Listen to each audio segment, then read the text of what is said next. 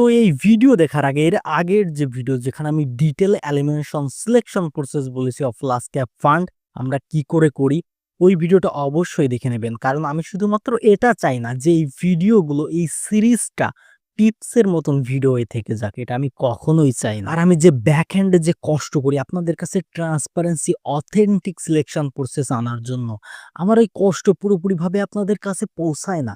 আর আমি ওই paid course বা টাকার বিনিময়ে নলেজ বিক্রি করতে রাজি নই। এই চ্যানেলের সকল ভিডিও সিরিজ আপনারা একদমই ফ্রিতে দেখতে ও শিখতে পারবেন। যে শিক্ষা টাকার বিনিময়ে বিক্রি হয় সে শিক্ষা কখনো শিক্ষা হতে পারে না। তো আজ আমরা আনফিল করব ভারত বাংলাদেশের লার্জ ক্যাপ ফান্ড 2025। সো আগের ভিডিওতে আমি আপনাদের এটা বলে দিয়েছি, এটা সিদ্ধান্ত দিয়ে দিয়েছি যে আমাদের মার্কেট ক্যাপ ওয়েটেড ইন্ডেক্স ফান্ডের সাথেই যেতে হবে। কিন্তু অনেক বেশি ফান্ড আরও ছিল আর অনেক বেশি চ্যালেঞ্জও আরও ছিল। তো সবথেকে প্রথমে আমাদের এটা সিদ্ধান্ত নিতে হবে যে আমাদের কোন ইন্ডেক্সটা নিতে হবে। নিফটি 50 নিতে হবে, নাকি নিফটি 100 নিতে হবে, সেন্সেক্স নিতে হবে, নাকি অন্য কোনো ইন্ডেক্স নিতে হবে। তো এর জন্য আমরা উত্তর পেয়েছি পিটার লেঞ্জ, যিনি সমগ্র পৃথিবীর মহান ফান্ড ম্যানেজারের ভিতর থেকে একজন। উনি একটা কনসেপ্ট কয়েন করেছিলেন, তার নাম ছিল ডাইভার্সিফিকেশন। বি এর মতন না, ডাব্লিউ এর মতন ভার্স। উনি বলতেন যে যদি অনেক বেশি ডাইভার্সিফাই করে দেন, প্রয়োজন দরকারের থেকেও বেশি, তাহলে সমস্যা হয়ে যাবে। তো আপনার ডাইভার্সিফিকেশনের সুবিধা পাওয়া যাবে না, ডাইভার্সিফিকেশনের লোকসান পাওয়া যাবে। একটা রিসার্চ ফার্ম অ্যাভেন্টাসের রিসার্চ এটা বলে যে 30 কোম্পানির থেকেও যখন আপনি ডাইভার্সিফাই করে দেবেন, সেটা হতে পারে আপনার ফান্ডে, আপনার পোর্টফোলিওতে 30টার থেকে যখন বেশি ইনভেস্টমেন্ট থাকে, তাহলে ডাইভার্সিফিকেশনের বেনিফিট না পাওয়ার সম্ভাবনায় চলে যায়। তো এই ডেটা যখন আমাদের কাছে ছিল, আর আপনার স্ক্রিনে একটা চার্ট দেখা যাচ্ছে যেখানে এই স্টাডিও বলতেছে যে 20 থেকে 25 ইনভেস্টমেন্ট বা স্টক ওটা অপটিমাম লেভেল, যেখানে ডাইভার্সিফিকেশনও হয়ে যায়, যতটা প্রয়োজন ঠিক ততটাই, আর রিটার্নসও ম্যাক্সিমাইজ হয়ে যায়। তো যখন আমরা এরকম ইন্ডেক্স খুঁজছিলাম যেখানে 20 থেকে 30 স্টক আছে, যাতে ওভার ডাইভার্সিফিকেশন যেন না হয়, তো যখন আমরা এটা খুঁজছিলাম, তো তখন আমরা পেয়েছি সেন্সেকে 30 স্টক আর নিফটিতে 50 স্টক। তো আমাদের কাছে বেটার মনে হয়েছে পারফেক্ট ডাইভার্সিফিকেশন আর রিটার্নসের কম্বো সেন্সেকে পাওয়া যাবে। কিন্তু আমরা শুধু এই থিওরি বড় লজিকে যেতে চাই না, আমরা এই ডেটাকে ব্যাক টেস্টও করতে চাই। তো যখন আমরা সেন্সেক আর নিফটি এর আগের 10 ও 20 বছরের রিটার্নসকে কম্পেয়ার করলাম, তো তখন অল্প একটু তফাৎ, কিন্তু হ্যাঁ, সেন্সেক আউটপারফর্ম করেছে নিফটি এর থেকে। অ্যানালিটিক্স আউটপারফর্মের চার্ট আপনার স্ক্রিনে। আর এর জন্য আমাদের কাছে ইন্ডেক্স ক্লিয়ার হয়ে গেছে যে আমাদের যেতে হবে সেন্সেকের সাথে। কারণ আমাদের কাছে মনে হয় যে ম্যাক্সিমাম 30 ইনভেস্টমেন্ট যথেষ্ট। আর যখন আমরা রেলেভেন্ট ইন্ডেক্সও খুঁজছিলাম, তখন আমরা মন থেকে চাইতাম যে সেন্সেকই বেস্ট। কিন্তু এখনো পর্যন্ত এই সিলেকশন শেষ হয়নি, কারণ এখন আমরা চলে এসেছি আমাদের দরকার লার্জ ক্যাপ ক্যাটাগরিতে, market cap weighted Sensex index fund. তো এর ভিতরেও অপশন ছিল। এখন আমরা কি করে বাছাই করব বেস্ট ফান্ড? 3টা পদক্ষেপ ছিল। নাম্বার 1 ছিল ট্র্যাকিং এরর। দেখেন, যখন ইন্ডেক্সে কোনো চেঞ্জেস আসে, তখন কত তাড়াতাড়ি ফান্ড ওকে মিমিক করতে পারে। ইন্ডেক্সের ভিতর থেকে যে শেয়ার বেরোলো, আসলো বা প্রপোর্শন পরিবর্তন হলো, কত তাড়াতাড়ি ইন্ডেক্স ফান্ড ওকে ক্যাপচার করে। এটা কমপক্ষে কম হওয়া দরকার, তাহলে অতটাই ভালোভাবে মিমিক হতে পারবে। প্রথম পদক্ষেপ এটা ছিল। Number 2, expense ratio. এটা তো আমাদের সব থেকে কম লাগবে, কারণ একের থেকে তো ফান্ড ম্যানেজার নিজের বুদ্ধি খাটাচ্ছে না, যে ইন্ডেক্স করতেছে ওকে কপি করতে হবে। তাহলে ঘুষ কিসের জন্য? ফিস তো কমপক্ষে কম হওয়া উচিত, তাই না? বা মোটে না হওয়া উচিত। তো লোয়েস্ট ফিস এই ক্যাটাগরিতে আমাদের জন্য খুব দরকার ছিল। আর নাম্বার 3, হোয়াইট রিস্ক। এই ফান্ড এইরকম এএমসির হবে, আমরা না কখনো কখনো সময় এইটা ভেবে নিই যে কেউ, যে কোনো ব্যক্তি অনলাইনের থেকে প্রচুর কমফোর্টেবল। এটা মোটেও নেসেসারি না। কেউ অফলাইন ইনভেস্ট করতে চায়, কেউ ব্যাংকে যে ডিস্ট্রিবিউটরের থেকে, RIA এর থেকে, কেউ অনলাইন করতে চাইবে। তো এই ফান্ডের অ্যাভেলেবিলিটি যেন ভালো হয়। তো যখন আমরা এই 3টা ক্যাটাগরিকে ওয়েটেজ দিয়েছি, তখন রেজাল্ট এসেছে আমাদের সেই প্রিয় ফান্ড এইচডিএফসি ইন্ডেক্স ফান্ডের Sensex plan, the best large cap mutual fund for India for the year 2025 is HDFC ইন্ডেক্সের সেন্সেক্স প্ল্যান। এর ভিতর যদি আপনার রিটায়ারমেন্ট কিছুটা দূরে হয় তাহলে আমি প্রেফার করব আপনি গ্রোথের অপশনের সাথেই যান।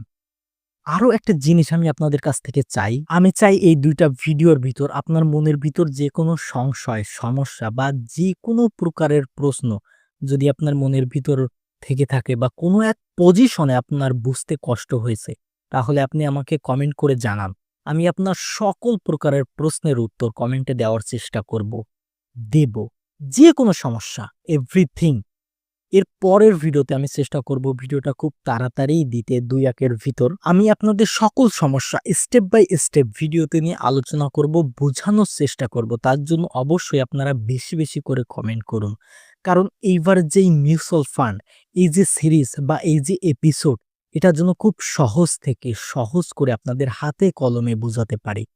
কারণ পুরো বছর ধরে সকল ইনভেস্টরের ইনভেস্টিং সিদ্ধান্তের অ্যান্সার জন্য তারা পায়, তাদের মনের ভিতর যেন কোনো প্রকারের সংশয় বোধ না থাকে, তারা যেন নিজেরাই নিজেদের সিদ্ধান্ত খুব সহজভাবেই নিতে পারে।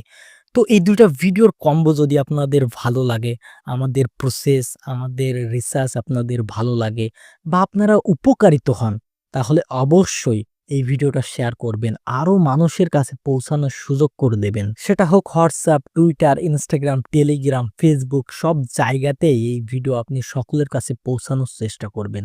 খুব তাড়াতাড়ি নিয়ে আসতে চলেছি best large and mid cap mutual fund 2025। ধন্যবাদ। স্বাগতম এবারে নতুন ইন্ডিয়াস বেস্ট মিউচুয়াল ফান্ড 2025। এটা ভারত বাংলাদেশের হয়তো সব থেকে বিশ্বাসযোগ্য মিউচুয়াল ফান্ড শর্টলিস্ট। এটা এত প্রয়োজন দরকার যে আপনি দেখতে পাচ্ছেন আমি বানানোর সময় নতুন জামাও পরে এসেছি। যাই হোক, এবারের ফরম্যাট হালকা পাতলা ডিফারেন্ট। আমাদের এটা ইনশিওর করতে হবে যে এই যে সিরিজ, এই যে ব্যাক হ্যান্ডে আমি এত কষ্ট করি আপনাদের জন্য, এটা যেন শুধুমাত্র আপনাদের কাছে টিপসের মতন যেন না হয়ে যায়। এই মিউচুয়াল ফান্ড যেন শুধুমাত্র টিপসের মতন না হয়ে যায়, কারণ ওটা আমার উদ্দেশ্য না। তো এই সিরিজটাকে আমি ধাপে ধাপে আপনাদের মাঝে নিয়ে এসেছি, যেখানে আমি সবথেকে বেশি ফোকাস করেছি আপনাদের এটা দেখানোর জন্য যে কিভাবে কি পদ্ধতিতে ফান্ডের এলিমিনেশন সিলেকশন হয়, কি কি স্টেপ আছে যাবতীয়, যার কারণে আমরা প্রতিটা ক্যাটাগরিতে ফান্ডকে পিক করতে পারি। তো আমি আপনাদের এই ভিডিওতে বলতে চলেছি আমাদের লার্জ ক্যাপ মিউচুয়াল ফান্ডের এই বছরের সিলেকশন প্রসেস। তো চলেন শুরু করি এই বছরের ভারতের বেস্ট মিউচুয়াল ফান্ড ফর 2025। তো প্রতি বছরের মতন যখন আমরা এই বছরও সিলেকশন প্রসেস শুরু করব লার্জ ক্যাপে, তো তখন কিছু স্টেপ থাকবে, বিউটি ইন্ডেক্স ফান্ড, অ্যাক্টিভ ফান্ডস আর হলো ইটিএফস। এখন ইন্ডেক্স ফান্ড মানে মনে করেন সেন্সেক্স, নিফটি বা এরকম কোনো কিছুর ইন্ডেক্সকে ও মিমিক করে, যেখানে ফান্ড ম্যানেজার নিজের বুদ্ধি না খাটিয়ে যে শেয়ার ইন্ডেক্সে আছে, যে কোনো কিছুর ইন্ডেক্স, ওকে ও ট্র্যাক করে, তারপরে ওকে উঠিয়ে নেয়। আর অ্যাক্টিভ মানে হলো যেখানে ফান্ড ম্যানেজার নিজের ইন্টেলিজেন্স দিয়ে, নিজের বুদ্ধিমত্তার মাধ্যমে মার্কেটে আউট পারফর্ম করার চেষ্টা করে আর ওর পরিবর্তে হাই লেভেলে বা বেশি মূল্য নিয়ে থাকে। ইটিএফস মানে স্টকের বাস্কেট, যেটা আপনি রেডিমেড যেমন শেয়ার কেনেন তেমন আপনি ব্রোকারের কাছ থেকে কিনতে পারবেন। আর যখন আপনি ওকে বেচবেন তখন আপনাকে অন্য বায়ার খুঁজতে হবে, আপনি এএমসি থেকেও রিডিম করতে পারবেন না। তো এই 3 অপশন আছে মূলত আমাদের কাছে। তো এই 3 অপশনের থেকে যখন আমাদের এটা ফিল্টার আউট করতে হবে যে আমাদের কোন অপশনে ফোকাস করতে হবে, তো এখানে আমাদের ডেটা খুব কাজে আসে। বিগত আগে 10 বছরের ডেটা যদি আমরা দেখি তাহলে এটা দেখা যাচ্ছে যে অ্যাক্টিভ ফান্ডস ইন্ডেক্স ফান্ডের থেকে, আর আমি ইটিএফসকেও ওই একই ক্যাটাগরিতে নেব, কারণ দেশের মোটামুটি সব ইটিএফস ইন্ডেক্সের ওপরই ট্র্যাক করে। তো আমি যখন ইন্ডেক্স বলছি তো তখন ইটিএফস ইন্ডেক্স দুইটাই। তো ডেটা আমাদের এটা বলছে যে বিগত আগের 10 বছরে অ্যাক্টিভ ফান্ডস ইন্ডেক্স ফান্ডের থেকে রাফলি 1.37% প্রতি বছরে আউটপারফর্ম করেছে। এর মানে হলো অ্যাক্টিভ ফান্ডস অনেক বেশি রিটার্ন দিয়েছে আগের 10 বছরে। কিন্তু এই ডেটা কিছুটা মিসলিডিং এর জন্য, কারণ 2017 এর শেষের দিকে সেবি রিক্লাসিফিকেশনও করেছে। এর মানে হলো 2018 থেকে 2024 পর্যন্ত মোটামুটি 7 বছরের মতন হয়ে গেছে যেখানে মিউচুয়াল ফান্ডের রিক্লাসিফিকেশন হয়েছে। তো একদম প্রথমের দিকে কি হতো সেটা আপনাদেরকে আগে বলি। তো মনে করেন কোনো ফান্ড মুখে বলার জন্য লার্জ ক্যাপ, কিন্তু রিটার্ন আনার জন্য, হিরো হওয়ার জন্য, ইনভেস্টরদের খুশি করার জন্য রিটার্ন আনতেছে মিড ক্যাপ আর স্মল ক্যাপে টাকা লাগিয়ে লাগিয়ে। এর মানে হলো ইনভেস্টররা ভাবতেছে ওরা কম রিস্ক, লো ফান্ডের পজিশন ইনভেস্ট করতেছে, এক কথায় ওরা লার্জ ক্যাপে যাচ্ছে। কিন্তু ফান্ড বেশি রিটার্ন আনার জন্য, ইনভেস্টরদের খুশি করার জন্য বেশি রিস্কও নিচ্ছে। তো এই বিষয়টাকে সেবি পরিবর্তন করেছে, কঠোর রুল এসেছে। যেমন একটা রুল এসেছে যে কারো কাছে যদি লার্জ ক্যাপ ফান্ড আছে তাহলে ও 80% টাকা নিজের টাকা মার্কেট ক্যাপ ওয়াইজ যে টপ 100 কোম্পানি আছে তাতে যেন ও লাগাতে পারে। আর এর ফলাফল এটাও এসেছে যে অ্যাক্টিভ ফান্ডস আউটপারফর্ম করতো না, আর ইন্ডেক্স ফান্ডেও এটা এখন ন্যারো ডাউন হয়ে গেছে। আর দ্বিতীয় রেজাল্ট হলো ফান্ড ম্যানেজার প্রথমের দিকে আগে 5,000 স্টকের ভিতর থেকে সিলেক্ট করতে হতো, আর এখন ওর বাস্কেট 100 স্টকে রেস্ট্রিক্ট হয়ে গেছে। ওর 80% টাকা টপ 100 কোম্পানির ভিতর কোম্পানি বাছাই করে বিনিয়োগ করতে হবে। এর মানে আউট পারফরমেন্স দেওয়ার স্কোপও কমে গেছে, আর বাকি 20% নিজেদের স্কিল দেখাতে পারেন বিয়ন্ড 100 কোম্পানি। আর এটা ডেটাতে দেখা যায় বিগত আগের 5 বছরে অ্যাক্টিভ ফান্ডস ইন্ডেক্স ফান্ডকে আউটপারফর্ম করেছে শুধুমাত্র 0.17%। ডেটাতে আরও বেশি ভালো দেখা যায় বিগত 3 বছরে অ্যাক্টিভ ফান্ডস ইন্ডেক্স ফান্ডকে আউটপারফর্ম করেছে শুধুমাত্র 0.2%। এখন একটা প্রশ্ন মনের ভিতর আসে যে হ্যাঁ, কমই ঠিক আছে, 0.2% ঠিক আছে, মূলত অ্যাক্টিভ ফান্ডস আউটপারফর্ম করতেছে। তো এই বিষয়ে কিছুটা গভীরে ঢুকে চিন্তা করা উচিত, কারণ এখন পর্যন্ত যেখানে ইন্ডেক্স ফান্ড পুরোপুরিভাবে top 100 company, top 50 company, top 30 company যে কোনো ইন্ডেক্সকে ট্র্যাক করে ওখানেও টাকা লাগাচ্ছে লার্জ ক্যাপ ফান্ডের কাছে। এখন পর্যন্ত 20% স্কোপ আছে যাতে ও একটু বেশি রিস্ক নিতে পারে, আর কোনো ফান্ড নিয়েও থাকে।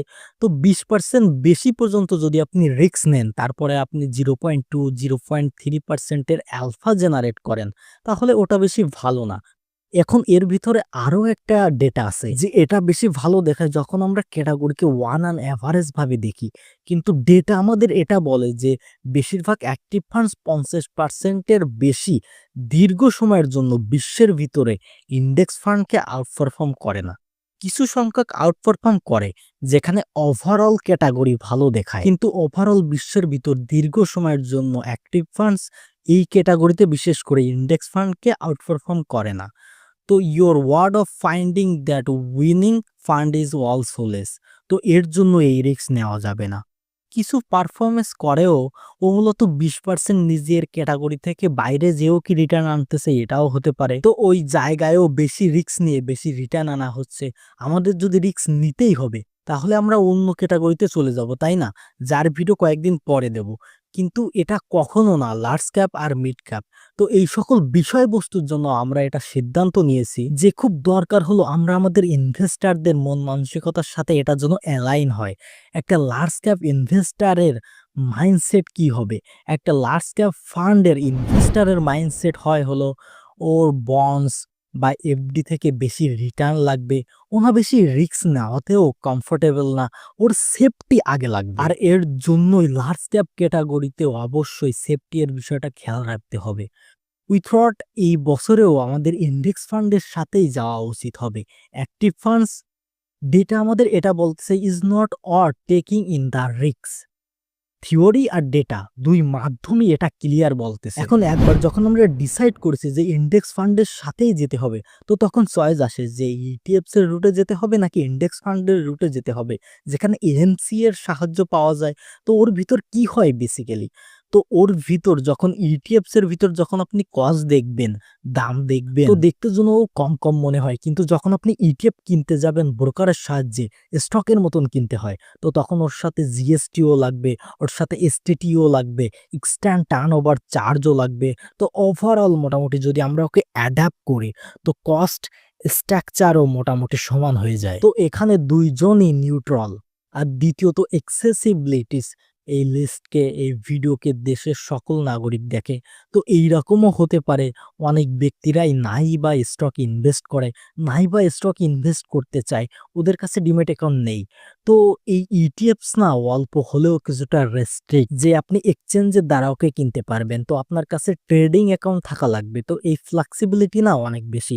ইন্ডেক্স ফান্ডে যদি আপনি চান ব্রোকারের সাহায্যে কিনতে পারবেন, যদি আপনি চান ডিস্ট্রিবিউটরের সাহায্যে কিনতে পারবেন, যদি আপনি চান আরআইএ এর সাহায্যেও কিনতে পারবেন, যদি আপনি চান ডাইরেক্ট এএমসি এর থেকেও কিনতে পারবেন। তো সকলের জন্য অ্যাক্সেসিবল হলো ইন্ডেক্স ফান্ডে ইনভেস্ট করা। তো এর জন্য এখানেও প্রিফার্ড ইন্ডেক্স ফান্ড।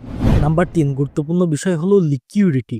দেখেন ইটিএফ তো আপনি যে করেই হোক না কেন কিনে আপনি নেবেন, কিন্তু যখন আপনি বেচবেন আপনার দায়িত্বশীলভাবে দেখতে হবে, খুঁজতে হবে যে মার্কেটের জন্য আপনি কোনো বায়ার পান। যেরকম ভাবে আমরা প্রপার্টি জমি কিনি আর আমরা যখন বেচতে চাইবো তখন যেন বায়ার অ্যাভেলেবেল পাওয়া যায়। বাট ইন্ডেক্স ফান্ডে এই সমস্যা নেই। আপনি যেদিনই চাইবেন সেই দিনই আপনি সবকিছু কমপ্লিট করতে পারবেন। ইটিএফস এর ভিতর সবথেকে জনপ্রিয় যেসব ইটিএফস, ওর ভিতরেও লিকুইডিটি থাকে। বাট 0.1%ও আমরা কেন এই রিস্ক নিজেই নিজের উপর নেব? আমরা বেশিরভাগ যতটা পারা যায় ততটা রিস্কবিহীন থাকার চেষ্টা করব। এর জন্য প্রিপেয়ার হলো ইন্ডেক্স ফান্ড। এখন একটা প্রশ্ন হলো, ঠিক আছে ইন্ডেক্স ফান্ডে যাওয়া উচিত হবে, কিন্তু কি রকম, কি ধরনের ইন্ডেক্স ফান্ড আমাদের লাগবে? কি আমাদের market cap weighted index fund লাগবে, নাকি আমাদের ইকুয়াল ওয়েটেড ইন্ডেক্স ফান্ড লাগবে? দুইজনের ভিতর পার্থক্য হলো, যেটা market cap weighted index fund, ও নিজের ফান্ডের যে কোনো শেয়ার ওই প্রফেশনে বা পার্সেন্টেজে নেয় যে প্রফেশনে ও ইন্ডেক্সে আছে। মনে করেন সেন্সেকের টিসিএস 6%, এখন ওই ফান্ড, ওই ইন্ডেক্স ফান্ডের ওই শেয়ার 6%ই কেনা যাবে টোটাল টাকায়। ইকুয়াল ওয়েটেডে মূলত কি হয়, মনে করেন নিফটিতে 50 স্টক থাকে, এখন এই প্রতিটা স্টককে এই ফান্ড 2% করে নিয়ে নেবে। এর মানে হলো প্রতিটা স্টকের ওয়েটেড সমান সমান হবে। এখন এই দুই মাধ্যমের ভিতর আপনি কোনটা চুজ করবেন? এর ভিতরে একটাই সমস্যা আছে, ওই প্রথমটাই, মার্কেট ক্যাপ ওয়েটেড ইন্ডেক্স ফান্ডে। এই যে মার্কেট ক্যাপ ওয়েটেড অ্যাপ্রোচ আছে না, এর নামে ইন্ডেক্স ফান্ড নিজের এক্সপেন্স রেশিও বাড়ায়। তো এর কস্ট না এখন ইফেক্টিভ অনেকটা বেশি হয়ে গেছে মার্কেট ক্যাপ ওয়েটেড ইন্ডেক্স ফান্ডে। আর এটা যখন আমাদের দরকার যে আমাদের রিটার্ন যেন মার্কেটকে মিমিক করে, যদি আমরা মার্কেটের হিসাবে চলি তাহলে আমাদের ইনভেস্টমেন্টের রিটার্ন খুব ভালোভাবে মার্কেটকে মিমিক করতে পারবে। তো এর জন্য প্রেপার্ড হলো আমাদের market cap weighted index fund, আমাদের এর সাথেই যাওয়া উচিত হবে। তো এত কিছু করার পরও আমাদের কাছে রয়ে গেছে, এত স্টেপ এলিমিনেশন করার পরও 61টি ফান্ড। তো আমাদের ওর ভিতর থেকে সিলেক্ট করতে হবে মাত্র একটি। বাট এখন আমাদের এটা বাছাই করতে হবে যে কোন কোন ইন্ডেক্সকে ট্র্যাক করতে হবে, নিফটি 100 নাকি নিফটি 50 নাকি সেন্সেক্স নাকি অন্য কোনো কিছু বা অন্য কোনো ইন্ডেক্সকে আমরা ট্র্যাক করব। তো এর পরের ভিডিওতে আমি আপনাদেরকে বলবো যে আমরা কোন ইন্ডেক্সকে বাছাই করেছি আর তারপরে কোন ইন্ডেক্স ফান্ডকে আমরা বাছাই করেছি। তো এর পরের ভিডিওতে আমি আপনাদের ফান্ডের নাম বলবো বা দেখাবো স্টেপ বাই স্টেপ যে আমাদের এই ভারত বাংলাদেশের সেরা লার্জ ক্যাপ ফান্ড কোনটা, ফ্রম সৌরভ উইলিয়াম। তো আপনাদের কাছে যদি আমার এই অ্যাপ্রোচ বা সিরিজ পছন্দ হয়, আপনারা যদি উপকারিত হন, ট্রান্সপারেন্সি ভালো লাগে, তাহলে অবশ্যই সাবস্ক্রাইব করে পাশে থাকবেন ফ্রম লং টার্ম ইনভেস্টিং এর জন্য। যদি আপনি এর পরে 10-15 বছরের চিন্তামুক্ত হয়ে স্টকের সাহায্যে আপনার ওয়েলথ ক্রিয়েশন, ব্যাংক ব্যালেন্স, আপনার মূলধন বাড়াতে চান, তাহলে এই পারপাজে অবশ্যই চ্যানেলকে সাবস্ক্রাইব করে রাখুন। আমি আপনাদের A to Z হাতে কলমে আপনাদের শিখাবো, দেখাবো, বোঝাবো। তো এর পরের ভিডিওতে হতে চলেছে লার্জ ক্যাপ ফান্ডের আনফুয়েল। আর আপনি এখন থেকেই ভাবেন, গেস করেন যে ওই ফান্ড কি হতে পারে, কারণ আমি 80% কাজ তো এই এক ভিডিওতেই করে দিয়েছি। তো দেখা যাবে আপনি সঠিকটা বাছাই করতে পেরেছেন কেন। আমাকে কমেন্ট করে জানান, এইটুকু লিখে জানান যে সেন্সেক্স, নিফটি 50 নাকি অন্য কিছু। ধন্যবাদ। হ্যালো ইনভেস্টার্স, তো আগের ফান্ডের থেকে আমরা না সার্ভ করেছি অনেক কনজারভেটিভ ইনভেস্টার্সকে, অনেক বিগিনার ইনভেস্টার্সকে যারা প্রচুর ভয় পায়, আর ওই সব ইনভেস্টার্সদের যারা সেফটি এর জন্য সিক করতেছে কিন্তু আবার ইকুইটি এর গুরুত্ব তারা চাচ্ছে। তো আগের ফান্ডের থেকে ওই অনেকটা স্টেপ আপ অন দ্য রিস্কোমিটার, অনেক বেশি না কিন্তু একটা স্টেপ আপ। তার কারণ সমস্ত ইনভেস্টার জন্য একটা সমান প্রতিযোগিতায় চলতে পারে। আর সবথেকে বড় কথা হলো কম বয়সী ইয়াং অডিয়েন্সদের জন্য যেন একটা ভালো একটা সঠিক ফান্ড তুলে ধরতে পারি। এখন একটা কথা আপনার মনে রাখতে হবে যে এই যে মিউচুয়াল ফান্ড এপিসোড আনতেছি স্টেপ বাই স্টেপ এই বছরে উইল ট্রাই টু ক্যাটাগরাইজেস, শুধুমাত্র এটা না যে বেস্ট ফান্ড কোনটা, মূলত সুইটেবিলিটি কোন ফান্ডটা কার জন্য। কারণ এইরকম যাতে না হয় যে যে কোনো ব্যক্তি বা সবাই সব ফান্ড নিয়ে নিল, নাকি আবার সবাই টস দিয়ে ফান্ড নিয়ে নিল যে এর থেকে একটা নিলাম, ওর থেকে ২টা নিলাম, আর অন্য কোনো জায়গা থেকে ৩টা নিয়ে নিলাম, এরকম যাতে মোটেও না হয়। উইল ট্রাই টু আমরা যেন যে কোনো ব্যক্তিকে ওনার স্বপ্নের পোর্টফোলিও বানাতে সাহায্য করতে পারি। তো এইবারের এই ফান্ড রিকমেন্ডেশনকে বাদ দিয়ে ডিআইওয়াই পোর্টফোলিও বানাতে যেন আমরা সাহায্য করতে পারি। আমাদের চিন্তাভাবনা উদ্দেশ্য এরকমই। তো আগের ফান্ড বাছাই করা ছিল ওইসব মানুষদের জন্য যে সকল মানুষ অল্প একটু হলেও মার্কেটের সাথে পরিচিত আছে। তো ওই ভলাটিলিটি অল্প একটু হলেও যেন ডাইজেস্ট করতে পারে। আর যাদের বয়সের বায়োডাটা ইয়াং, মোটামুটি আই উড সে আন্ডার ৪০, ওই সকল ব্যক্তিদের জন্য this fund should be a better pick than the previous fund. তো এইবার আমাদের বাছাই করা ছিল বিউটিনলি actively manage large cap and large as mid cap fund এর ভিতর থেকে। তো সবথেকে প্রথমে তো হার্ড ডেটা, আর এই হার্ড ডেটা অ্যাকসেপ্টেডও ছিল। ২ কারণের জন্য এই হার্ড ডেটা অ্যাকসেপ্টেড ছিল। প্রথমত লার্জ ক্যাপ ফান্ডে এই যে ইউনিভার্স আছে, এই যে সকল ক্লাসিফিকেশন হয়েছে এ না খুব ন্যারো ডাউন। ভারতের মার্কেটে ক্যাপিটালয়েজ টপ ১০০ কোম্পানিকেই লার্জ ক্যাপ মানা হয়েছে। আর এই যে অ্যাক্টিভ ফান্ডে ৫০ থেকে ৬০ স্টক থাকে সাধারণত। তো ওই ১০০ স্টকসের থেকে ফান্ড ম্যানেজারকে ৫০-৬০ স্টকস বাছাই করতে হয়, যেটা সাধারণত একটা ফান্ড থাকে, আর ৮০% টাকাই ওখানে লাগাতে হবে। এর মানে নিজেদের ট্যালেন্ট দেখানোর স্কোপ প্রচুর লিমিটেড হয়ে গেছে। আর এর কারণে অ্যাক্টিভ ফান্ডে ফান্ড ম্যানেজারকে আমি এক্সট্রা বেশি ফিস দিতে মোটেও রাজি নই স্টক পিক করার জন্য। কারণ স্টক পিক করার স্কোপই তো নেই। তো যখন স্কোপই নেই তখন আমি ওকে ট্যালেন্ট দেখানোর জন্য টাকা কেন দেবো? এর থেকে তো ভালো আমি ইন্ডেক্স ফান্ড নিয়ে নেব। আর দ্বিতীয়ত ক্যাটাগরি ছিল লার্জ অ্যান্ড মিড ক্যাপ, যার ভিতরে শুরুতেই তো ১০০ কোম্পানি ছিল, ওই যে ওই লার্জ ক্যাপের যেটা আমি কেবলমাত্র বললাম। এখন এর সাথে প্লাস এর পরের ১৫০ কোম্পানিও আছে, যেটা market cap wise ১০০ plus ১৫০ equal to ২৫০ company, যেটা সেবি বলে মিড ক্যাপ কোম্পানি। এর মানে হলো ২৫০ স্টকসের বাস্কেট, আর ওর থেকে বাছাই করতে হবে ৫০-৬০ স্টকস।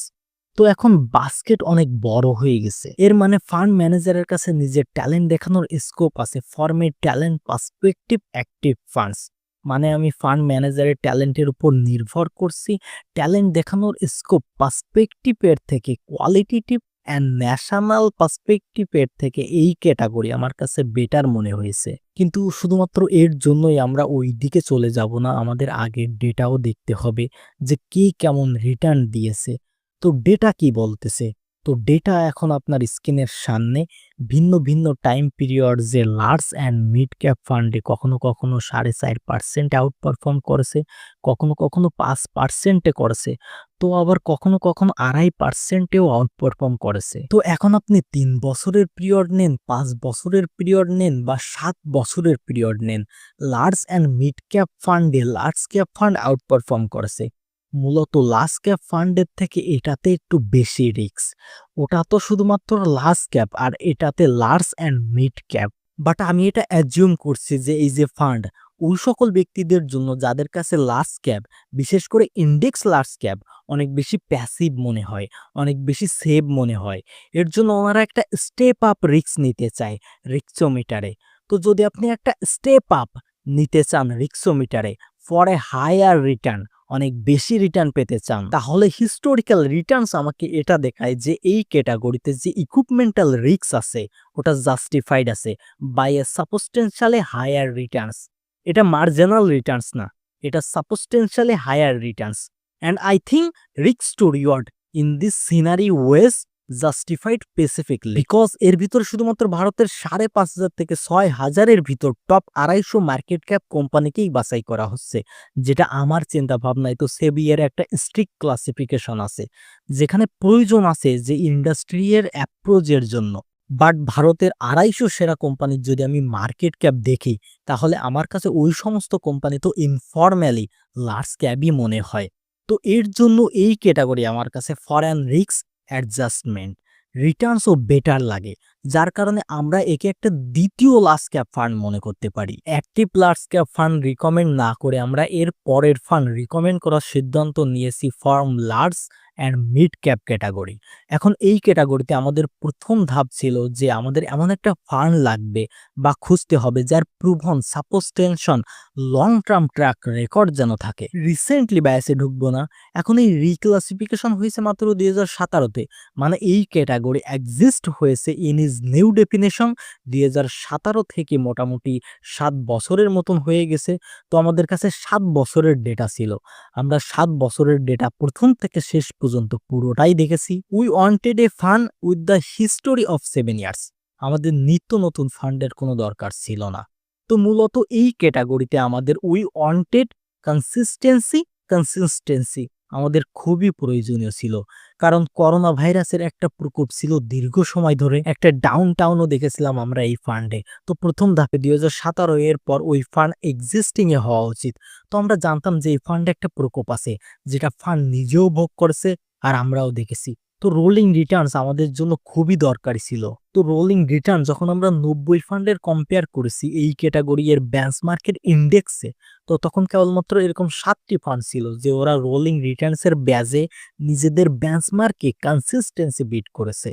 আর এর পরের ধাপ খুবই সিম্পল ছিল, আমাদের কস্টও দেখতে হতো। এই 7টি ফান্ডের ভিতর লোয়েস্ট কস্ট ফান্ড কোনটি সেটাও দেখার ছিল, আমাদের কনসিস্টেন্সিও দেখার ছিল, আমাদের এএমসি এর রেপুটেশনও দেখার ছিল, ওনাদের ফান্ড ম্যানেজমেন্ট টিমও দেখার ছিল। তো এই 4টি ধাপ খুব ভালোভাবে দেখার পর সময় এসেছে ফান্ডের নাম তুলে ধরার, ফান্ডকে রিভিল করা। অ্যান্ড সেই বাছাইকৃত ফান্ডের নাম হলো Kotak equity opportunities fund.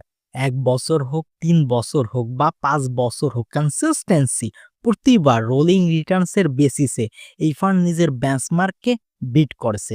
And expense ratio is impressive.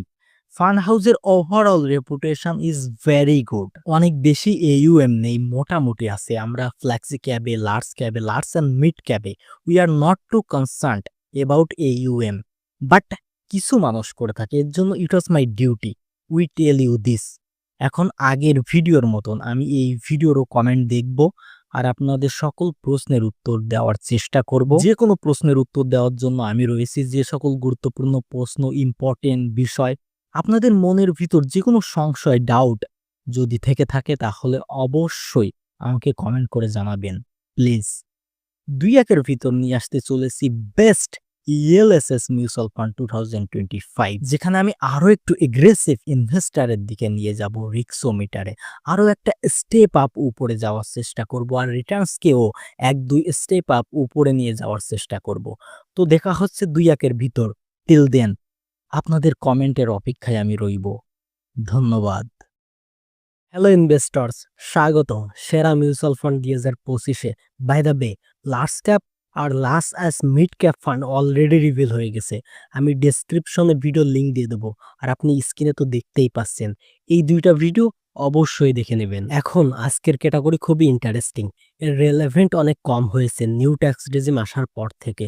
এর আগে তো অনেক বেশি গুরুত্বপূর্ণ ক্যাটাগরি ছিল, কিন্তু এখন এই ক্যাটাগরিতে ইনভেস্ট করার জন্য একটা প্রো আর একটা কন আছে ইন দিস নিউ সিনারিও, যেটা আমি ডিটেলে ডিসকাস করব। আর তারপর আমি অফকোর্স আপনাদেরকে বলবো যে এই বছরের সৌরভ উইলিয়ামের বেস্ট ELSS মিউচুয়াল ফান্ড বা ট্যাক্সেবল মিউচুয়াল ফান্ড কোনটা। এখন দেখেন, সবথেকে প্রথমে খারাপ বিষয়বস্তু দিয়ে শুরু করি। খারাপ বিষয়বস্তুগুলো আগে রাস্তা থেকে বাদ দিই। এখন এই ক্যাটাগরির সাথে সমস্যা হলো এটা যে এর ভিতর 3 বছরের লক ইন আছে। যে সমস্ত টাকা আপনি লাগিয়ে দিয়েছেন 3 বছর পর্যন্ত আপনার ওই টাকা ফেসে গেছে বা আপনি ওই টাকা বের করতে পারবেন না। 3 বছর শেষ হওয়ার পর আপনি ওই টাকা বের করতে পারবেন। এখন যখন আমরা মিউচুয়াল ফান্ড বা স্টক সম্পর্কে কথাবার্তা বলি, তখন আমরা একটা বিগেস্ট অ্যাডভান্টেজ এটা নিয়েই আলোচনা করি যে আজ আপনি টাকা লাগান আর তারপর আপনি 1-2 দিন পর টাকা বের করে নেন। এই ফ্লেক্সিবিলিটি এই ক্যাটাগরিকে অনেক বেশি ভালো বানিয়ে তোলে। কিন্তু পার্টিকুলারলি যখন আপনি ELSS এ 3 বছর পর্যন্ত টাকা বের করতে পারবেন না, তো অনেক বড় একটা অ্যাপ্রোচ আছে জেনারেলি মিউচুয়াল ফান্ডে, যেটা এখানে নেই। তো যদি আপনার কাছে মনে হয় যে আপনি এখন মিউচুয়াল ফান্ডের সাথে এক্সপেরিমেন্ট করছেন, এখনো আপনি সিওর হননি, আপনি তো শুধুমাত্র লাগিয়ে দেখবেন যে কেমন ফিল হয়। আপনি ৩ বছর পর্যন্ত অপেক্ষা করতে পারবেন না। তো যদি আপনি ৩ বছর পর্যন্ত অপেক্ষা করতে না পারেন, তাহলে আপনার ইকুইটি মিউচুয়াল ফান্ডে আসারই কোনো দরকার নেই। কিন্তু আমাদের কখনো মনে হয় যে আরে ৪-৫ বছর অপেক্ষা করার চিন্তাভাবনা তো আছে। কিন্তু হঠাৎ করে যদি কোনো কেস হয়ে যায়, তখন তো ফ্লেক্সিবিলিটি প্রয়োজন। তো তাহলে এই ক্যাটেগরি আপনার জন্য একদমই না। তো এই যে কোণের অনেক বড় প্রো আছে, তাহলে এই ক্যাটেগরি, এই ফান্ড কাদের জন্য? কারণ আমি চাই না যে এই ক্যাটেগরিতে আপনি ইনভেস্ট করেন আর এই ক্যাটেগরি আপনার জন্য সুইটেবল না। আর এই ভিডিও বা দেখে আপনি কেন সময় নষ্ট করবেন? যদি এই ক্যাটেগরি আপনার জন্য সুইটেবল না হয়, তাহলে তো আমি পুরোটাকে আগে ডিটেইলে আপনাদের খুলে বলবো। তারপর আমি বলবো কাদের জন্য এটা আর কাদের জন্য এটা না। কারণ আপনি যাতে সিদ্ধান্ত নিতে পারেন যে আপনি শেষ পর্যন্ত এই ভিডিও দেখবেন কি দেখবেন না। তো যদি আপনার এটা ফিল হয় যে আমার কাছে টাকা আছে আর আমি ইনভেস্ট করতে চাই, আমি মিউচুয়াল ফান্ডে ইনভেস্ট করি, কিন্তু আমার ভিতর ডিসিপ্লিন কম আছে। কখনো ইম্পালসে এসে ল্যাক অফ ডিসিপ্লিনের কারণে, কোনো কারণ ছাড়া এসেনশিয়ালি আমি টাকা বের করে নিতাম আর ওই টাকা আমি এমন কোনো জায়গায় খরচ করে দিতাম যেখানে আমি রিগ্রেট করতাম। তো যদি আপনার এরকম কোনো টেম্পারামেন্ট আছে, you feel struggling with discipline, তো এই ক্যাটেগরি অনেক বেশি ভালো। আপনি একবার টাকা লাগিয়ে দিবেন, আপনার ভিতর ডিসিপ্লিন হোক বা না হোক, আপনি ৩টা বছর পর্যন্ত ওই টাকা বের করতে পারবেন না। তো এর জন্য এই ক্যাটেগরি আমার কাছে বেশি ভালো লাগে। আর এর ভিতর যে কন আছে, এর সবথেকে বেশি বড় প্রো। তো এইবার আমরা আসবো এই ক্যাটেগরি কাদের জন্য? এই ক্যাটেগরি আপনার জন্য। যদি আপনি একজন বিগিনার ইনভেস্টর বা আপনার যদি মনে হয় যে না, আমি ইম্পালসলি সিদ্ধান্ত নিতে পারি। তো যদি আপনি একজন বিগিনার হন বা আপনি দীর্ঘ সময়ের জন্য সিদ্ধান্ত নিতে চান, আপনার কোনো স্বল্প সময়ের জন্য কোনো সিদ্ধান্ত নেই, এখন দীর্ঘ সময়ের জন্য যদি ইচ্ছা আছে, তাহলে এই ক্যাটেগরি খুবই ভালো। ৯৯% ইনভেস্টার্স থেকে বেশি ডিসিপ্লিন পদ্ধতিতে আপনি ইনভেস্ট করতে পারবেন। নাম্বার ২, যদি আপনার কাছে মনে হয় যে you have consistently struggle with discipline বা মোমেন্টাম, যে আপনি ইনভেস্ট করে সবসময়ের জন্য বের হয়ে যেতে পারবেন। তো আপনি বিগিনার না, আপনি কয়েক বছর ধরে চেষ্টা করছেন, কিন্তু আপনি কখনোই কর্পাস তৈরি করতে পারেন না। অল্প একটু বাড়ে আর তখনই আপনি ফান্ডকে রিডিম করে দেন। তো এর জন্য সঠিক ওয়েলথ কখনোই তৈরি হয় না। This is the category for you. আপনার এখানে অবশ্যই ইনভেস্ট করা উচিত। আর অবশ্যই যদি আপনি এখনো ওল্ড ট্যাক্স রেজিমে আছেন, তাহলে ট্যাক্স প্লেইং এর জন্য এই ফান্ড এখনো প্রচুর ভালো অপশন। আর স্মলেস্ট লকিং আছে, ৩ বছর থেকে বেশি লকিং হয়। অন্য প্রোডাক্টের থেকে অনেক হাই রিটার্নস। আর অবশ্যই ভলাটিলিটিও আছে, রিস্কও আছে। কিন্তু lowest locking, potentially highest Returns. ATC এর জন্য লাখ টাকার মতন। তো ওভারঅল অনেক ভালো ট্যাক্স সেভিং প্যাকেজ। আর ওল্ড ট্যাক্স রেজিম আলাদের জন্য তো খুবই ভালো অপশন। তো আপনি যদি এই ৩টা ক্যাটাগরিকে ফলো করেন, তাহলে this is the fund for you. আপনার এরপরে এই ভিডিও দেখা উচিত। তো এইবার চলেন ফান্ড সিলেকশনের দিকে, যে কিভাবে আমরা ফান্ড সিলেকশন করলাম আর ফান্ড রিভিল করারও দিকে। তো এই ক্যাটাগরিতে, ইনফ্যাক্ট এই ক্যাটাগরি না, সমস্ত ক্যাটাগরিতেই আমাদের বেশি গুরুত্বপূর্ণ বিষয় হলো rolling returns, point to point Returns.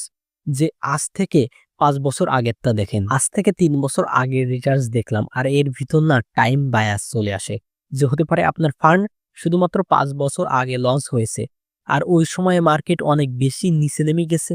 আর এখন আমরা দেখতেছি মার্কেট বেড়েছে আর ওই ফান্ড এখন অনেক ভালো বেশি রিটার্নস দিচ্ছে। তো পয়েন্ট টু পয়েন্টে বায়াসনেস চলে আসে। রোলিং রিটার্ন যদি একটা লম্বা পিরিয়ডের টাইম ইন্টারভ্যালকে ভেঙে দেখা হয়, তাহলে একটা কনসিস্টেন্টলি পিকচার পাওয়া যায়।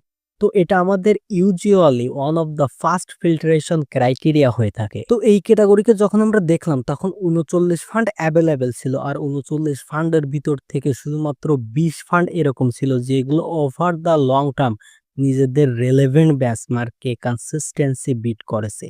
তো ৩৯ ফান্ডের ভিতর থেকে ১৯ ফান্ড এলিমিনেটেড হয়ে গেল আর ২০ ফান্ড শেষমেশ বেঁচে থাকলো। এরকম যখন আমরা দ্বিতীয় পদক্ষেপে আসলাম, ইন 20 ফান্ডস এর ভিতর কোনটা, তখন ইএলএসএস ক্যাটাগরি এর সঙ্গে অল্প একটু, অত বেশি না, অল্প একটু লার্জ ক্যাপের মতন সমস্যা আছে। এই ফান্ডও বেশি লার্জ ক্যাপ বায়াস রাখে নিজের পোর্টফোলিওতে। মানে এর জন্য আউটস্ট্যান্ডিং আলফা জেনারেট করা অল্প একটু কষ্টের হয়। আর দরকার হলে এই ফান্ডের প্রথম উদ্দেশ্য হলো ট্যাক্স সেভিং, আর দ্বিতীয় উদ্দেশ্য হলো ডিসিপ্লিন। রিটার্ন আনার জন্য তো বাকি ক্যাটাগরি তো রয়েছে।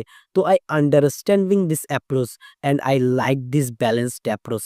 ইনফ্যাক্ট এরকম যাতে না হয় ইএলএসএস, যেখানে মানুষজন ডিসিপ্লিন আর ট্যাক্স সেভিং এর জন্য আসতেছে, আর ওখানে অনেক বেশি কেউ রিস্ক নিয়ে নিল, আর ওই রিস্কের জন্য খারাপ সময় নেগেটিভ রিটার্ন চলে আসে। তো এই ক্যাটাগরিতে এক্সট্রা রিস্ক না নেওয়া খুব ভালো সিদ্ধান্ত হবে। আরো একটা কারণ আছে যেটা আরো ভালো, বিকজ আমি চাইতাম যে এই ফান্ডের ম্যানেজার তো পরিবর্তন হয়েছে, আর আমার কাছে মনে হচ্ছে আগের মতন ঠিকঠাক ফান্ডের অপারেশন হচ্ছে না। তো এখন আমাদের এর থেকে বের হতে হবে। তো ইনভেস্টর তো বের তো হতে পারবে না, এর মানে ইনভেস্টর ফেঁসে যাবে। তো ওই সময়ে বা কারণে আমি চাই না আমাদের সকল ইনভেস্টর এগ্রেসিভ বা ওয়ালেটাইল ফান্ডে ফেঁসে যায় লেগ অফ এক্সিট অপশনের কারণে। তো এর জন্য এখানে সেফটি আর স্টেবিলিটি বেশি প্রয়োজনীয়। তো purely on the basis of alpha এই ক্যাটাগরিকে আমরা দেখতে চাই না। তো যদি আপনি রিটার্নস এর বেসিসে পিওরলি ফিল্টার আউট করতে না চান, আর এই সেফটি ওরিয়েন্টেড ফান্ডের দিকে আপনি যাচ্ছেন, তাহলে এই সময় সবথেকে বেশি দরকার হলো আপনার এক্সপেন্সেস কন্ট্রোল করা, যেমন ইন্ডেক্স ফান্ড। আমরা প্রথম ভিডিওতে কমপ্লিট করছি, যখন আপনি ব্লাইন্ডলি রিটার্নস এর পিছনে যাচ্ছেন না, আপনি কনসিস্টেন্সিবিলিটি এর দিকে যাচ্ছেন, তাহলে এক্সপেন্সেসকে ম্যানেজ করা একটা ফান্ড হাউসের জন্য অনেক বেশি দরকারি। তো যখন আমরা এক্সপেন্সেস এর ফিল্টার লাগালাম, তখন আমরা ৩টা এরকম ফান্ড পেলাম যেগুলো নিজের ক্যাটাগরি এর এভারেজ খুব কম এক্সপেন্স রেশিও চার্জ করে। তো আফটার দ্য এক্সপেন্স রেশিও যেগুলো আমরা ক্যাটাগরি এর সঙ্গে ম্যাচ করেছি, তৃতীয় ফিল্টার ছিল reputation, stability, consistency, overall performance of the AMC. কারণ কখনো কখনো এরকম হয় যে একটা এএমসি এর একটা ফান্ড তো খুব নায়কের মতন পারফর্ম করতেছে, আর ৪টা ফান্ড খুব খারাপ পারফর্ম করতেছে। তো এরকম যাতে না হয়, এর জন্য আমাদের ওভারঅল দেখার ছিল যে ফান্ড অ্যাসেট গ্যাদারার আছে নাকি ফান্ড ম্যানেজার আছে। ও খুব ভালোভাবে অ্যাসেট গ্যাদার করতেছে অনেক টাকা মানুষের থেকে, নাকি ফান্ডকে খুব ভালোভাবে ম্যানেজ করতেছে। তো তারপর আমরা এক্সপেন্স রেশিও কম্পেয়ার করছি ক্যাটাগরি এভারেজ থেকে consistency, reputation and overall track record of the AMC. তো যখন আমরা এই ৩টা কাজ করেছি, তখন আমরা শেষমেশ ৩টা এএমসি এর ইএলএসএস ফান্ড পেয়েছি। প্রাকপারিক, কোটাক, মিরায়া অ্যাসেট, এই ৩টা ইএলএসএস ফান্ডের কথা আমি বলছি। সবথেকে প্রথমে প্রাকপারিক। প্রাকপারিকের সাথে একটা সমস্যা ছিল যে এই ৩টা ফান্ডের ভিতর থেকে সবথেকে বেশি এক্সপেন্স রেশিও এই ফান্ডে ছিল। আর দ্বিতীয় সমস্যা ছিল যে প্রাকপারিক ট্যাক্স সেভার ভেরিয়েন্ট ছিল। ওটা অনেক বেশি সিমিলার, অনেক বেশি ওভারল্যাপ প্রাকপারিক ফ্লাক্সি ক্যাপ ফান্ডের সাথে। অ্যান্ড উইফে যদি কারোর প্রাকপারিকের অ্যাপ্রোচের সাথে যেতে হয়, তাহলে দেন দ্য বেটার অ্যাপ্রোচ ইজ যে ওটা ফ্লাক্সি ক্যাপ ফান্ডে যায়। আর ইয়ানিয়েস ২টা ফান্ড নেওয়ার সেন্স বানাতে পারে না। তো অনেক বেশি সিমিলারিটি ছিল ২ ফান্ডেই। আর আমি চাইতাম না যে আপনার কাছে একই এমসি এর ২টা ফান্ড আপনারা নেন। একটা নেওয়াই বেস্ট, ২টা নয়। তো এর জন্য এই ক্যাটাগরিতে উই হ্যাড টু রিজেক্ট। তো মূলত ৩ ক্যাটাগরির ভিতর সবথেকে বেশি এক্সপেন্স রেশিও এই ক্যাটাগরিতে ছিল। তো এটা বাদ গেল। এখন রয়ে গেল কোটাক আর মিরায়া অ্যাসেট। এখন আমরা এর ভিতর থেকে বাছাই করে সিলেক্ট করেছি মিরায়া অ্যাসেটকে ২টা কারণের জন্য। প্রথমত কিছুদিন আগে আমরা একটা ভিডিও দিয়েছি। এর আগের ভিডিওতে একটা ক্যাটাগরিতে অলরেডি কোটাক ফান্ডকে আমরা রিকমেন্ড করেছি। অলরেডি কোটাক ফান্ডকে আমরা বেস্ট বলেছি। আর আমি অল্প একটু আমাদের ভিউয়ারদের জন্য চাই যে ওনারা যেন এএমসিতে ডাইভার্সিফাই থাকে। অনেক বেশি এএমসির রিস্ক যেন ওনাদের উপর না আসে। যে ওই এএমসিতে কোনো সমস্যা চলে এসেছে, আর আমার কাছে ২ কি ৩ ফান্ড ছিল ওই এএমসি এর, আর আমার লিকুইডিটি আটকে গেছে, বা আরো হরেক রকমের সমস্যায় যেন তাদের না পড়তে হয়। তো আমরা এএমসি এই বছর থেকে ডাইভার্সিফাই রাখতে চাই। একটা এএমসি এর একটা ফান্ড থাকবে, তার উপর নয়। তো একটা এই কারণ ছিল যে আমরা কোটাককে বাদ দিয়েছি, যে ও অলরেডি একটা ক্যাটাগরিতে বেস্ট রয়েছে।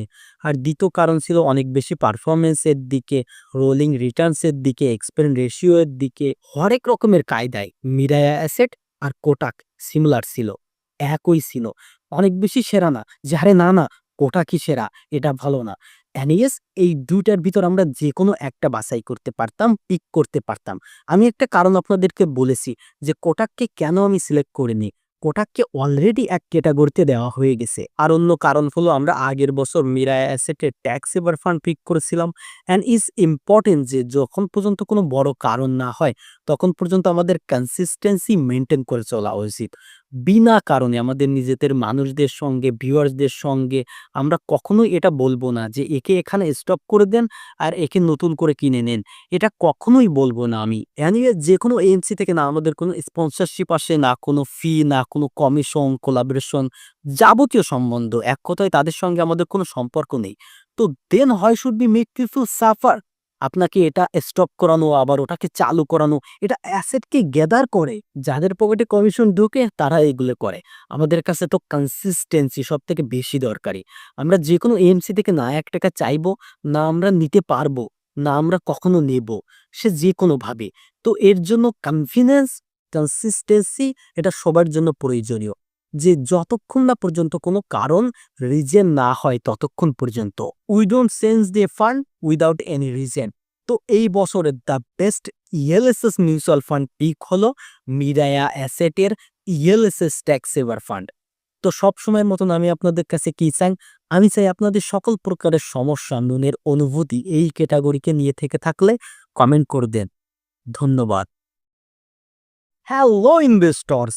আজ আমরা খোলাসা করব এমন একটা ক্যাটেগরির ফান্ড যেটা আমার খুব পছন্দের, ফ্লাক্সি ক্যাপ ক্যাটেগরি। তো এই ক্যাটেগরির টাস্ক এই বছরে একটু কঠিন ছিল।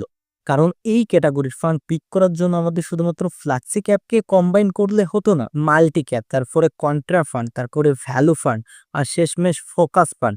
তো এই ৫টা ক্যাটেগরি আর এইগুলো আমাদের চোখে ফ্লাক্সি ক্যাপের মাইনাস ভ্যারিয়েন্ট। তো আমরা এই সব কিছু নিয়েই আলোচনা করব। তো এই ৫টা ক্যাটেগরির ভিতর থেকে আমাদের শুধুমাত্র একটা ফান্ড বাছাই করতে হতো।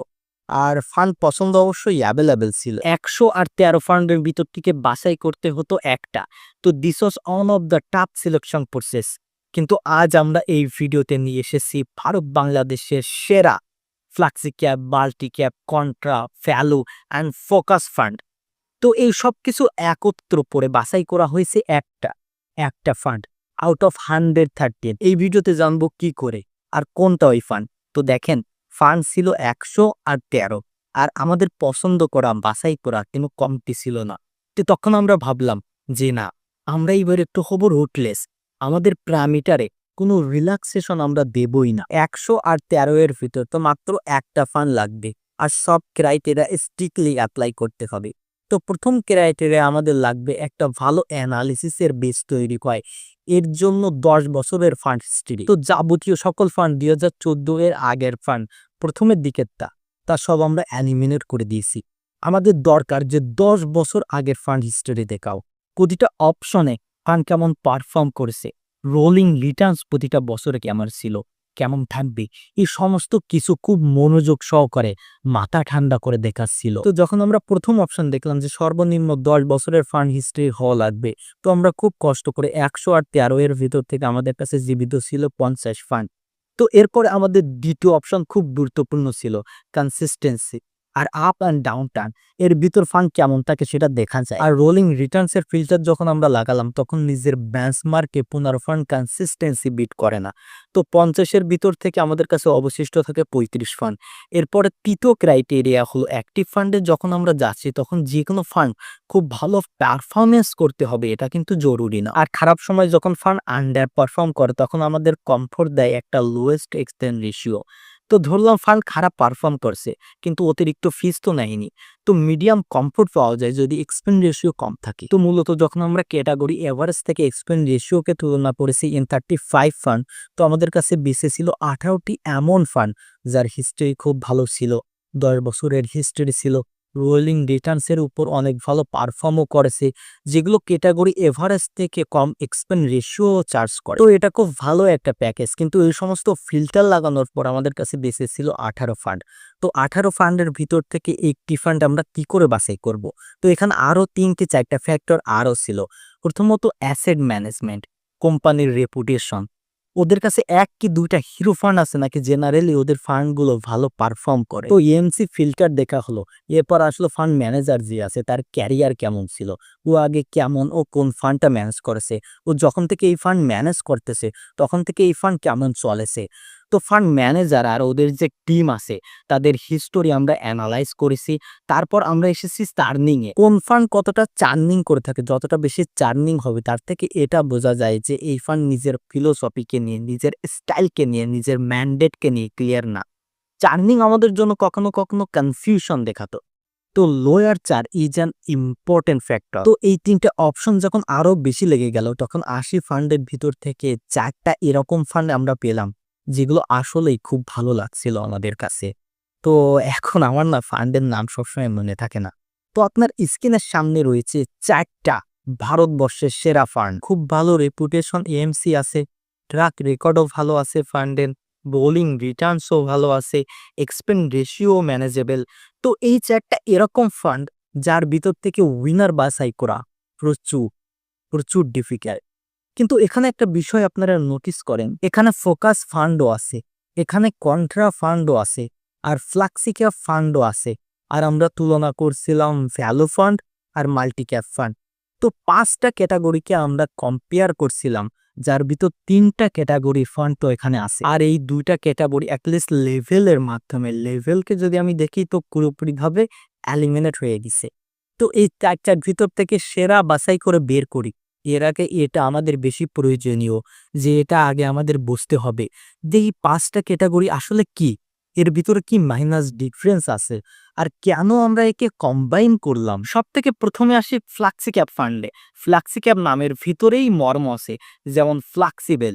তো এটা এমন একটা একান্ত ক্যাটাগরি যেখানে ফান্ড ম্যানেজারের পুরোপুরি স্বাধীনতা আছে, একদম পুরোপুরি ফ্রিডম আছে। ম্যানেজার যদি চায় তাহলে যত খুশি তত টাকা ফ্লাক্সি ক্যাপে লাগাতে পারে, যত খুশি তত টাকা মিড ক্যাপে লাগাতে পারে, স্মল ক্যাপে যত খুশি তত টাকা লাগাতে পারে, ভ্যালু ওরিয়েন্টেড স্টক চাই নিতে পারে, গ্রোথ ওরিয়েন্টেড নিতে পারে, কন্ট্রাও নিতে পারে, আর মোমেন্ট টার্মও নিতে পারে। এর মানে এমন একটা নিজস্ব সেরা অ্যাক্টিভ ক্যাটাগরি যেখানে ফান্ড ম্যানেজারের স্কিল ডিটারমাইন করবে যে ওই ফান্ডের রিটার্ন কেমন হবে, বা ওই ফান্ডের ম্যান্ডেট। যেমন লার্জ ক্যাপে অনেক রেস্ট্রিকশন আছে, মিড ক্যাপে অনেক রেস্ট্রিকশন আছে। তো ওই রেস্ট্রিকশনগুলো এখানে নেই, এখানে আন্ডার পারফর্মের কোনো এক্সকিউজ হয় না। তো এখানে ডিসপ্রপোর্শনালি হাই ওয়েটেজ আমাদের দিতে হয় ফান্ড ম্যানেজমেন্টের track record, fund management team এর এক্সপিরিয়েন্স, আর ওর প্লেয়ার সেবি। এটা প্যানিক্যাল একটা অ্যাক্টিভ ফান্ডসের। আর এই ফ্রিডমের সাথে সাথে চলে আসে অনেক অনেক দায়িত্ব, আর অনেক বেশি আউট পারফর্ম বা আন্ডার পারফর্ম করার ২ ধরনের রিস্ক রিওয়ার্ড। তো ফান্ড ম্যানেজমেন্ট টিম আর কনসিস্টেন্সি এই ক্যাটাগরিতে আমাদের প্রচুর দরকার।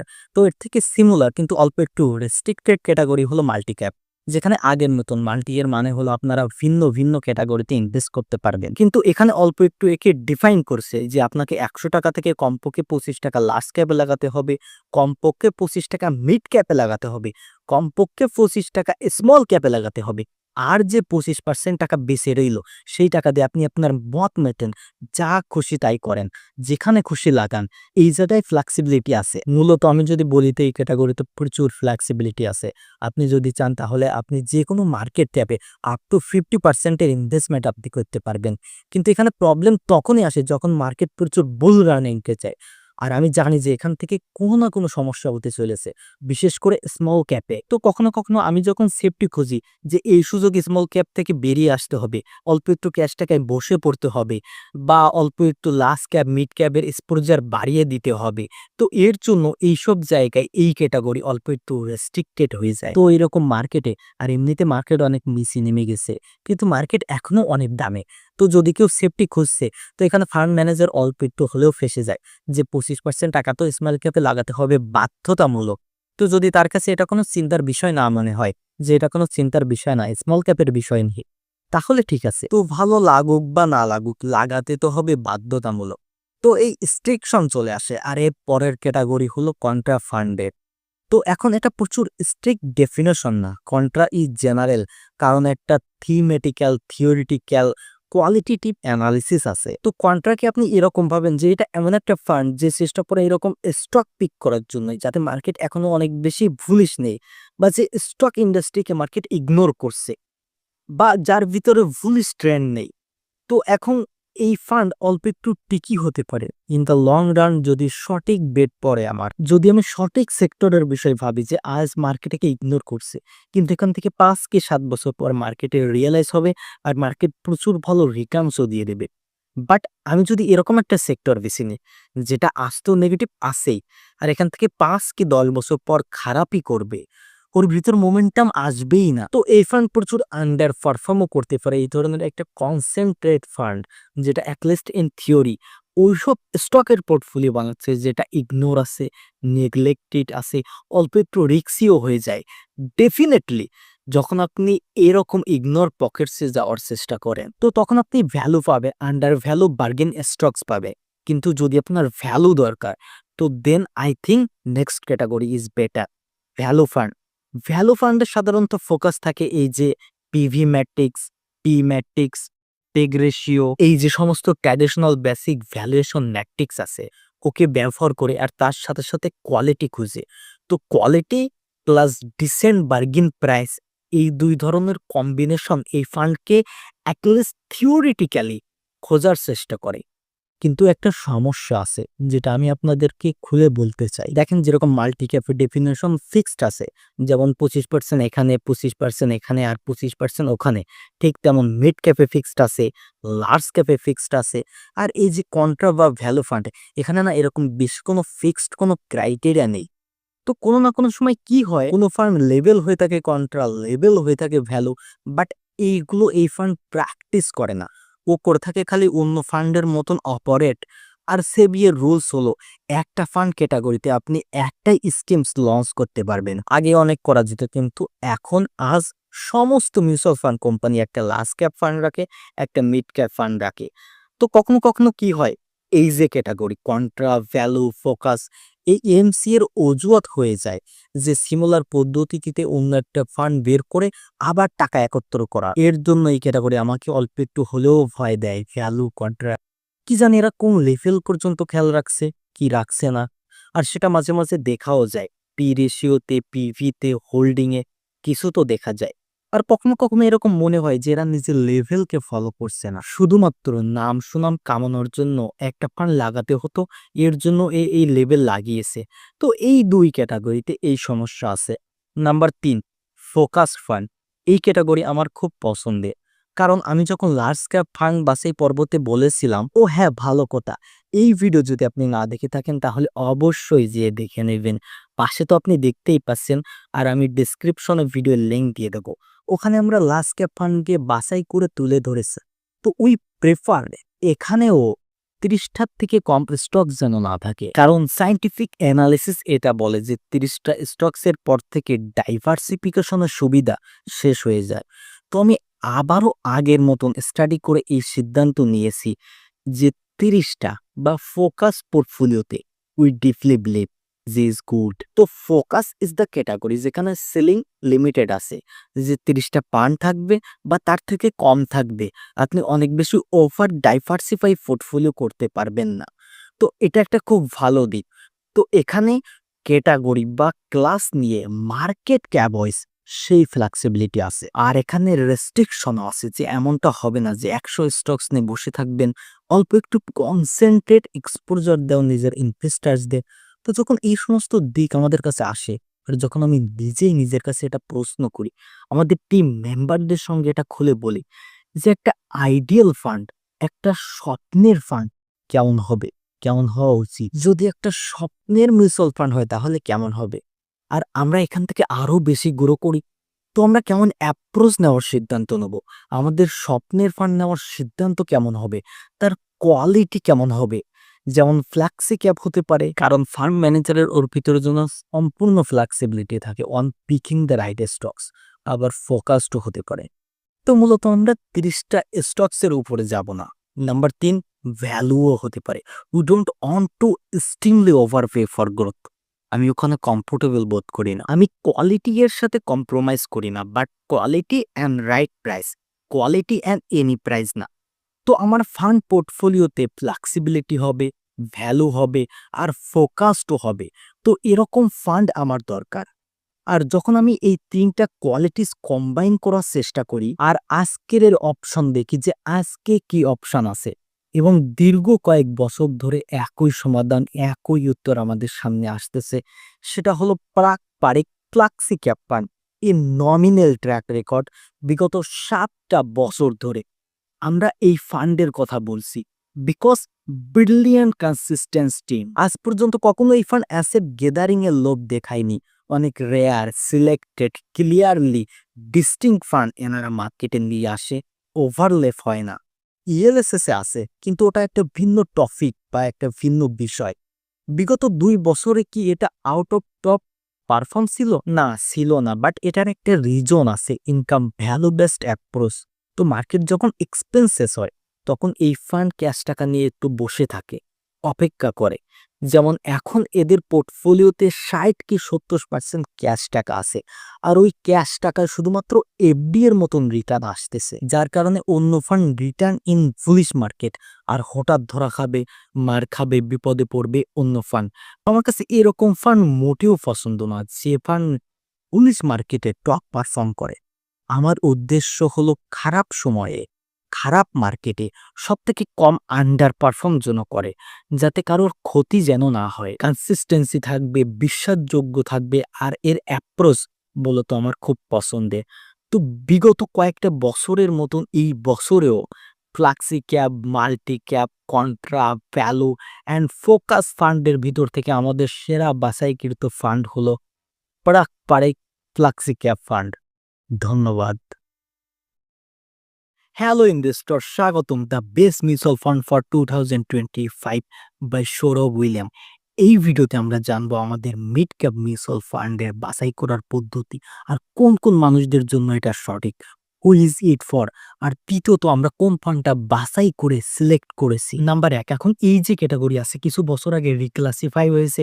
এখন এই রিক্লাসিফিকেশনের পর এই যে মিড ক্যাপ ফান্ড আছে, এই ৮০% বা ওর থেকে বেশি ওই সমস্ত কোম্পানিগুলোতে ইনভেস্ট করতে পারে যেগুলো ভারতের মার্কেট ক্যাপ ওয়াইজ টপ মার্কেটের ১০০ থেকে শুরু করে ২৫০ পর্যন্ত র্যাঙ্কিং রাখে স্টক মার্কেটে। এর মানে যে মার্কেট ক্যাপ ওয়াইজ টপ সব থেকে বড় ১০০ কোম্পানি আছে সেগুলো তো লার্জ ক্যাপ হয়ে গেল। আর যে ১৫০ কোম্পানি আছে ১০১ থেকে শুরু করে ২৫০ পর্যন্ত, সেগুলোকে তো মিড ক্যাপ হিসেবে ধরা হয়।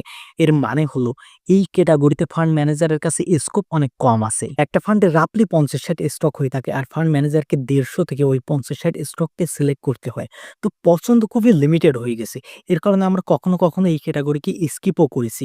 তো একটা তো আছে ন্যারো ইউনিভার্স, যেখানে ফান্ড ম্যানেজারের কাজ আরো খুব কঠিন হয়ে যায়। আর ওই কারণের জন্য আমাদের দ্বিতীয় পদক্ষেপ, ৩ বছরে ৮৪% মিড ক্যাপ ফান্ড নিজের বেঞ্চমার্ককে আউটপারফর্ম করেনি।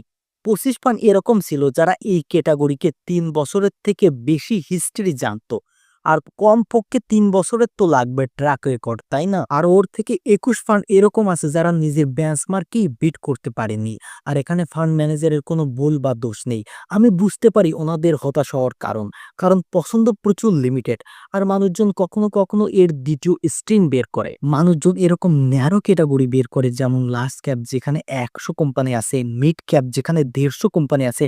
আর এরকম ন্যারো ক্যাটাগরিতে অ্যাক্টিভ ফান্ডসের পারফরমেন্স কম্পেয়ার করে ইন্ডেক্স ফান্ড, আর বলে দেখেন সবাই কি খারাপ পারফরমেন্স, এর থেকে ভালো তো ইন্ডেক্স ফান্ড নিয়ে নিই। আমার চিন্তা ভাবনায় দুইটা অ্যাপ্রোচই ভুল।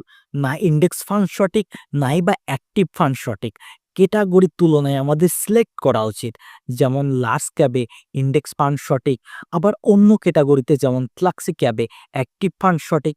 তো আমাদের ক্যাটাগরির তুলনায় সিলেক্ট করা উচিত এই ক্যাটাগরিতে অ্যাক্টিভ, ইন্ডেক্স, এই দুইটার ভিতর কোনটা স্পেসিফিক ফান্ড। এর ভিতরে সমস্যা এসেছে, এর জন্য আমাদের তৃতীয় পদক্ষেপ হলো ভ্যালুয়েশন। যেরকম আপনারা সকলে জানেন বা আমি সব সময় আপনাদেরকে বলি বা আপনাদের জন্য বাছাই করি, যে আমাদের সর্বদা সিদ্ধান্ত হলো we want a great quality and reasonable valuation. প্রথমে আমরা কোয়ালিটি দেখি, তারপর আমরা প্রাইস দেখি। আর আমাদের জীবনে চলার পথেও এইরকম হয়, তাই না?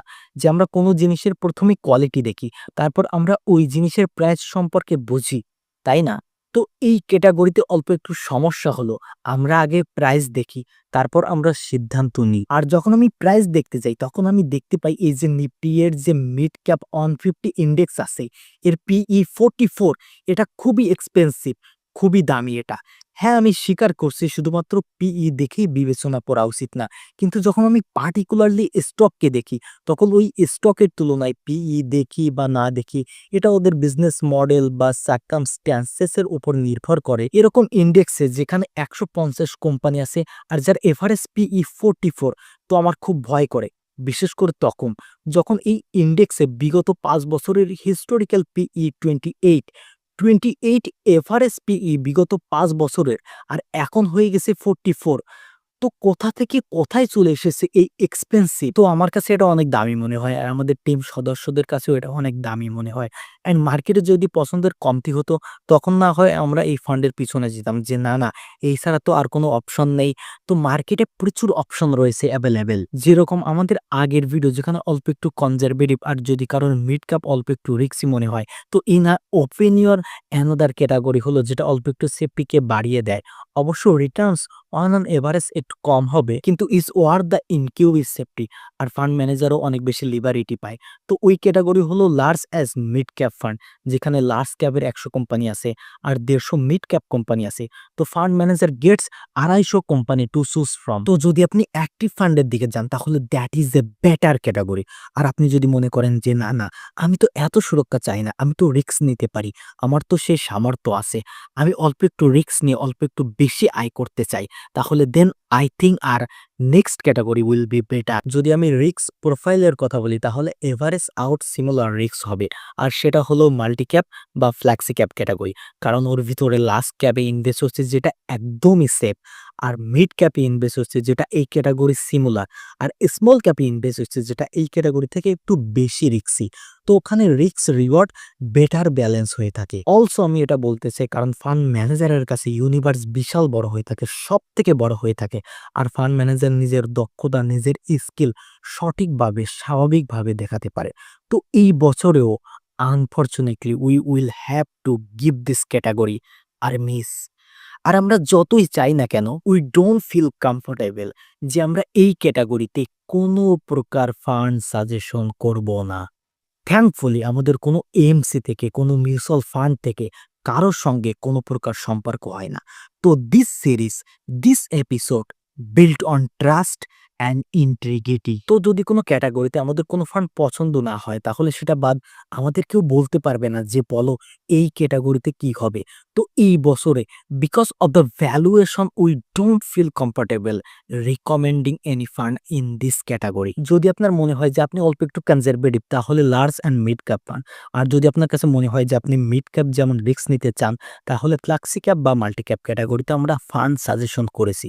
তো আপনারা ওই ক্যাটাগরিগুলো দেখতে পারেন, ডেসক্রিপশনে ভিডিওর লিঙ্ক আছে। যদি আপনি নিজের সোনা গোল্ডের পরিকল্পনা খুব সুন্দর ও সহজভাবে করতে চান, কতটা রিস্ক নেওয়া উচিত সেই সমস্ত বিষয়বস্তু বুঝতে ও জানতে চান, আয়ত্ত করতে চান, নিজের একটা সাধারণত do it your self financial plan খুব সহজে বানাতে চান, আর ওই পরিকল্পনা ফলো করার ডিসিপ্লিন আনতে চান, তাহলে আমাকে বেশি বেশি করে কমেন্ট করে জানান যে গোল্ড ইনভেস্টিং এর ভিডিও কি আপনারা চান। দেখা হচ্ছে এর পরের ভিডিওতে। ধন্যবাদ সবাইকে। Hello investor, small cap fund এমন একটা ক্যাটাগরি যেখানে মানুষজন ভালো সময়ে ভালো মার্কেটে প্রচুর টাকা কামিয়ে নেয়, আর খারাপ সময়ে খারাপ মার্কেটে মানুষজনের এতটা ক্ষতি হয়, এতটা লোকসান হয় যে মানুষ সারা জীবনের জন্য মিউচুয়াল ফান্ড থেকে দূরে সরে যেতে থাকে। তো প্রচুর ভলিটিলিটি, প্রচুর রিস্কি ক্যাটাগরি, এর জন্য এই ফান্ড বাছাই করার জন্য আমাদের অনেক বিষয়বস্তুর উপর খেয়াল রাখতে হয়, প্রচুর কেয়ারফুল থাকতে হয়। তো এই ভিডিওতে আমরা বুঝবো আমাদের small cap fund selection process, কোন কোন মানুষদের জন্য এটা সঠিক, আর এই পদক্ষেপগুলি, আর আমাদের ফান্ড সিলেকশন। এখন এই ক্যাটাগরির একটা ভালো দিক আপনাদেরকে বলছি, সেটা হলো এর বাস্কেট প্রচুর বড়।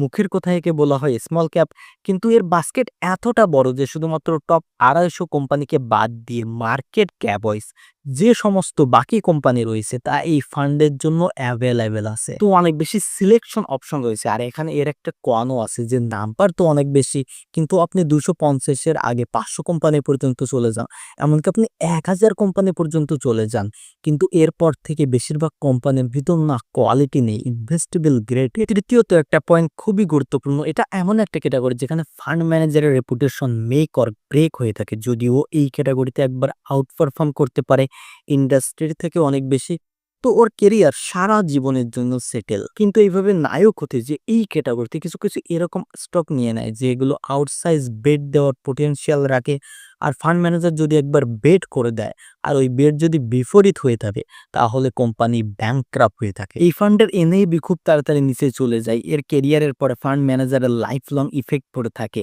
Fund manager I am sure এই ক্যাটাগরিকে নেওয়ার আগে প্রচুর ভয় পায় and you need a very talented fund manager to handle this category. তো এখানে ডিসপ্রপোর্শনালি হাই ওয়েটেজ আমাদের দিতে হয় on the fund manager, his or her team and that track record. তো যখন আপনি এই ক্যাটাগরিকে দেখবেন তখন একে ডিসপ্রপোর্শনালি হাই ওয়েটেজ দেবেন।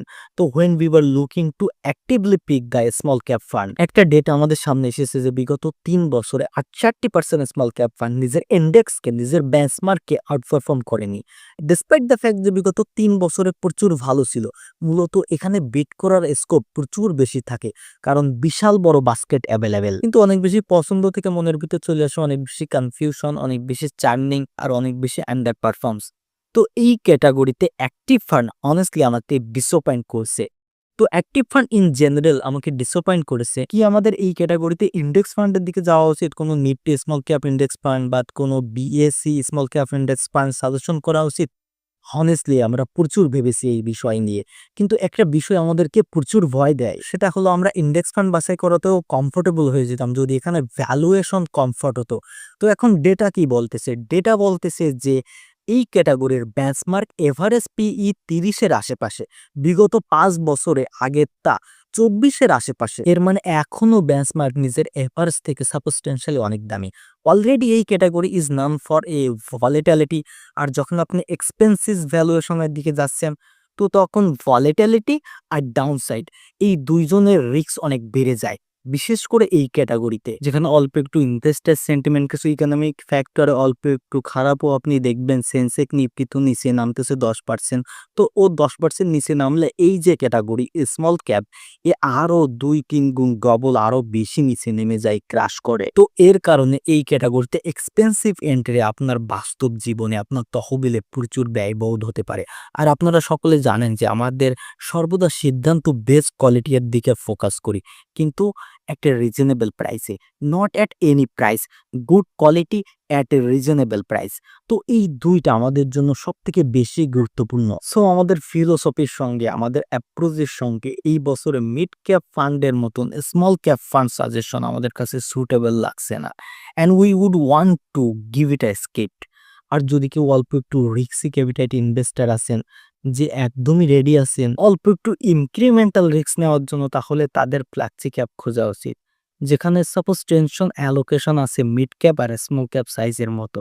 আর সঙ্গে সঙ্গে ফান্ড ম্যানেজারের কাছে এরকম স্বাধীনতাও থাকবে যে যখন ওর মনে হবে যে ভলিটিলিটি অনেক বেশি আর এখন এই সময় আমার সেফটির প্রয়োজন, তো ফান্ডের ম্যান্ডেট এরকম যে এরকম ফ্রিডম থাকবে যে ওই টাকা মিড ক্যাপ বা স্মল ক্যাপ সেভার অপশনে যেন শিফট করতে পারে।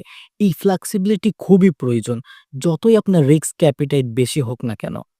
তো যদি আপনাদের কাছে আমাদের এই মিউচুয়াল ফান্ড বাছাই করার পদ্ধতি, কায়দা কানুন পছন্দ হয়, ভালো লাগে, তো আপনি একদম ডিটেলে ক্যাটাগরি থেকে ক্যাটাগরি ফান্ড বাছাই শিখতে চান, কি করে সঠিক ফান্ড বাছাই করতে হয়, তো আপনি যোগদান দিতে পারেন আমাদের চ্যানেলে সাবস্ক্রাইব করে। এখানে যাবতীয় ফাইন্যান্স রিলেটেড ভিডিও তো আপনি প্রতিনিয়ত পাবেন।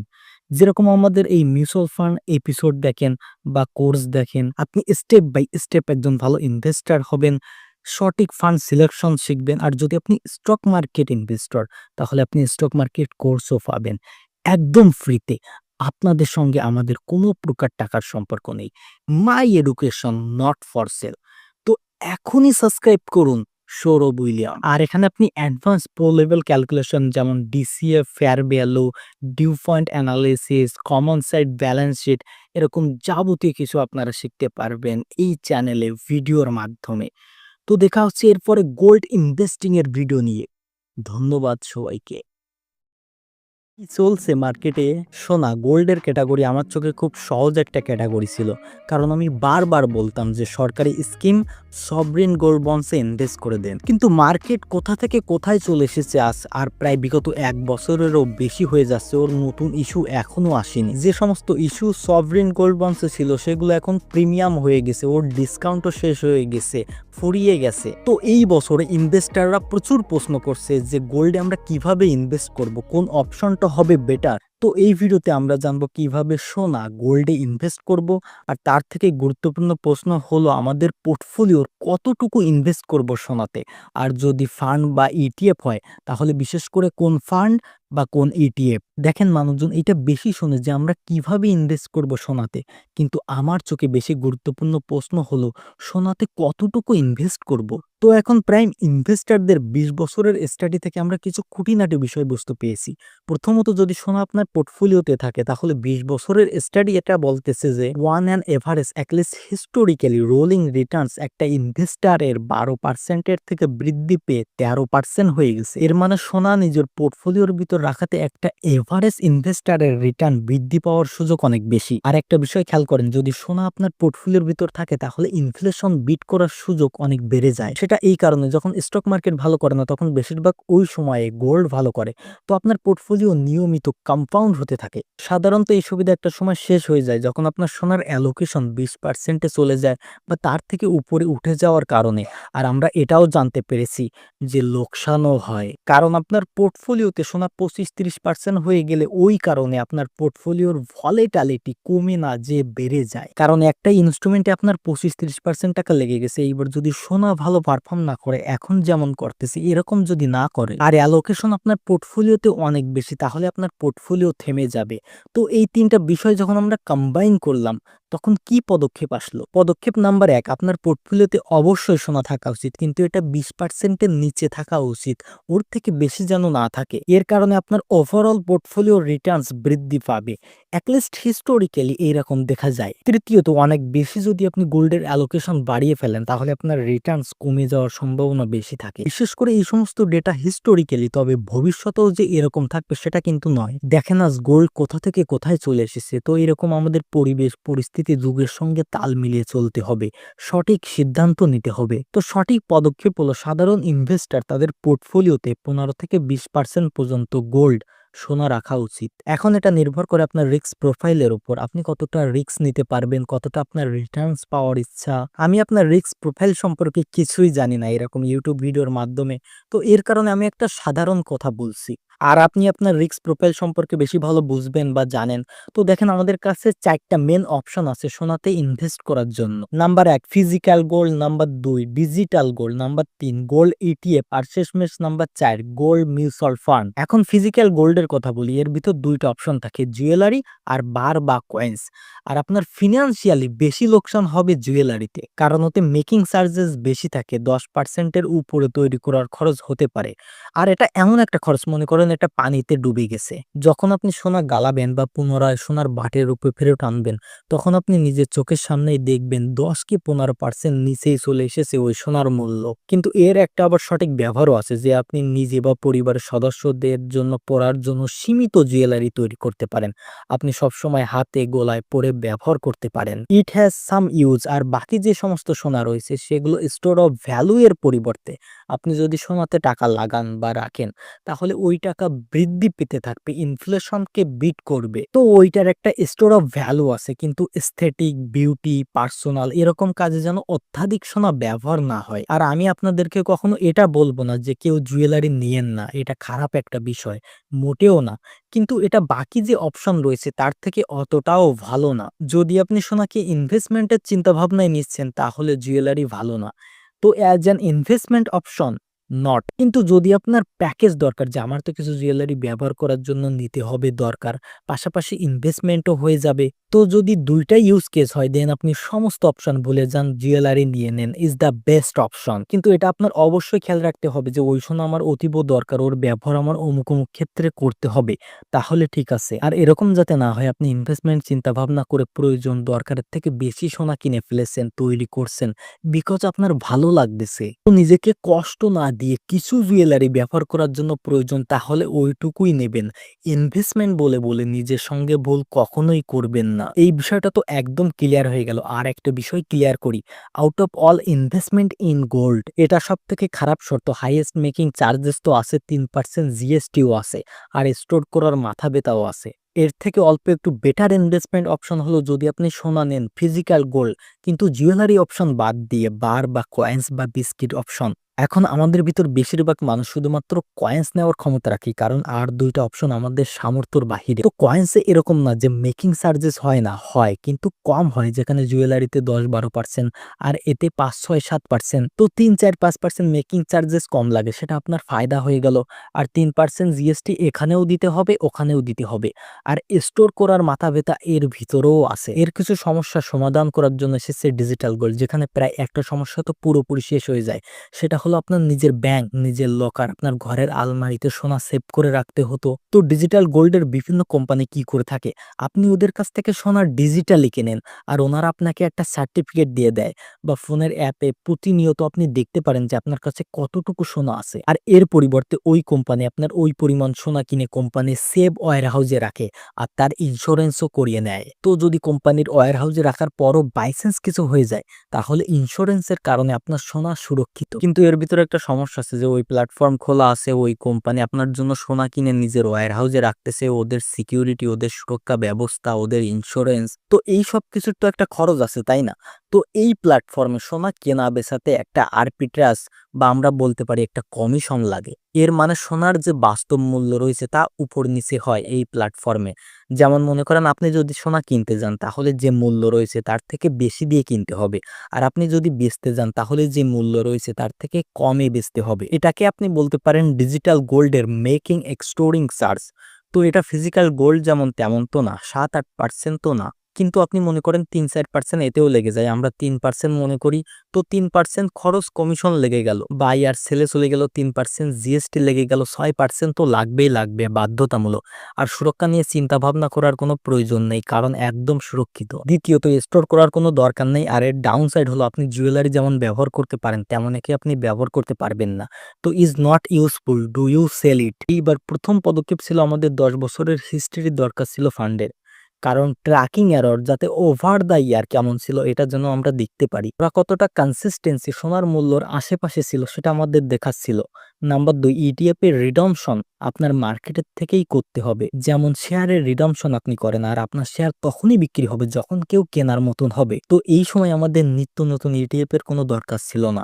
তার এক্সপেন্স রেশিও অবশ্য অনেক কম, কিন্তু তার মার্কেটে বায়ার সেলার নেই। তাহলে যখন তখন বিক্রি করতে গেলে সমস্যায় পড়তে হবে। তো আমাদের উদ্দেশ্য ছিল যে আমাদের এরকম ইটিএফ দরকার যার AUM ১,০০০ কোটি টাকারও বেশি, মানে ১,০০০ কোটি টাকার ভ্যালু ইটিএফ ইউনিক মার্কেটে আছে এমন ইটিএফ। তো যখন আমরা এই ২ টা ফিল্টার লাগালাম, তো তখন ১৭টি গোল্ড ইটিএফ আজকের সময়ে ভারতবর্ষে রয়েছে।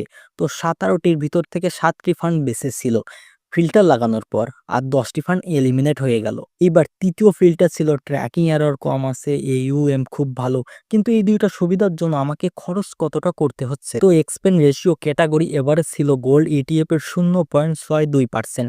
আর আমাদের এরকম ফান্ড দরকার যেটা এর থেকেও কম এক্সপেন্স রেশিও চার্জ করে। তো যখন আমরা ওই ফিল্টার লাগালাম যে ওই সমস্ত ফান্ড এলিমিনেট করে দাও যার এক্সপেন্স রেশিও ০.৬২% এর বেশি আছে, তো ৭টা ফান্ডের ভিতর থেকে ৩টা ফান্ড এলিমিনেট হয়ে গেল। আর বেঁচে রইল এই ৪টা ফান্ড যেগুলো আপনার স্ক্রিনের সামনে রয়েছে।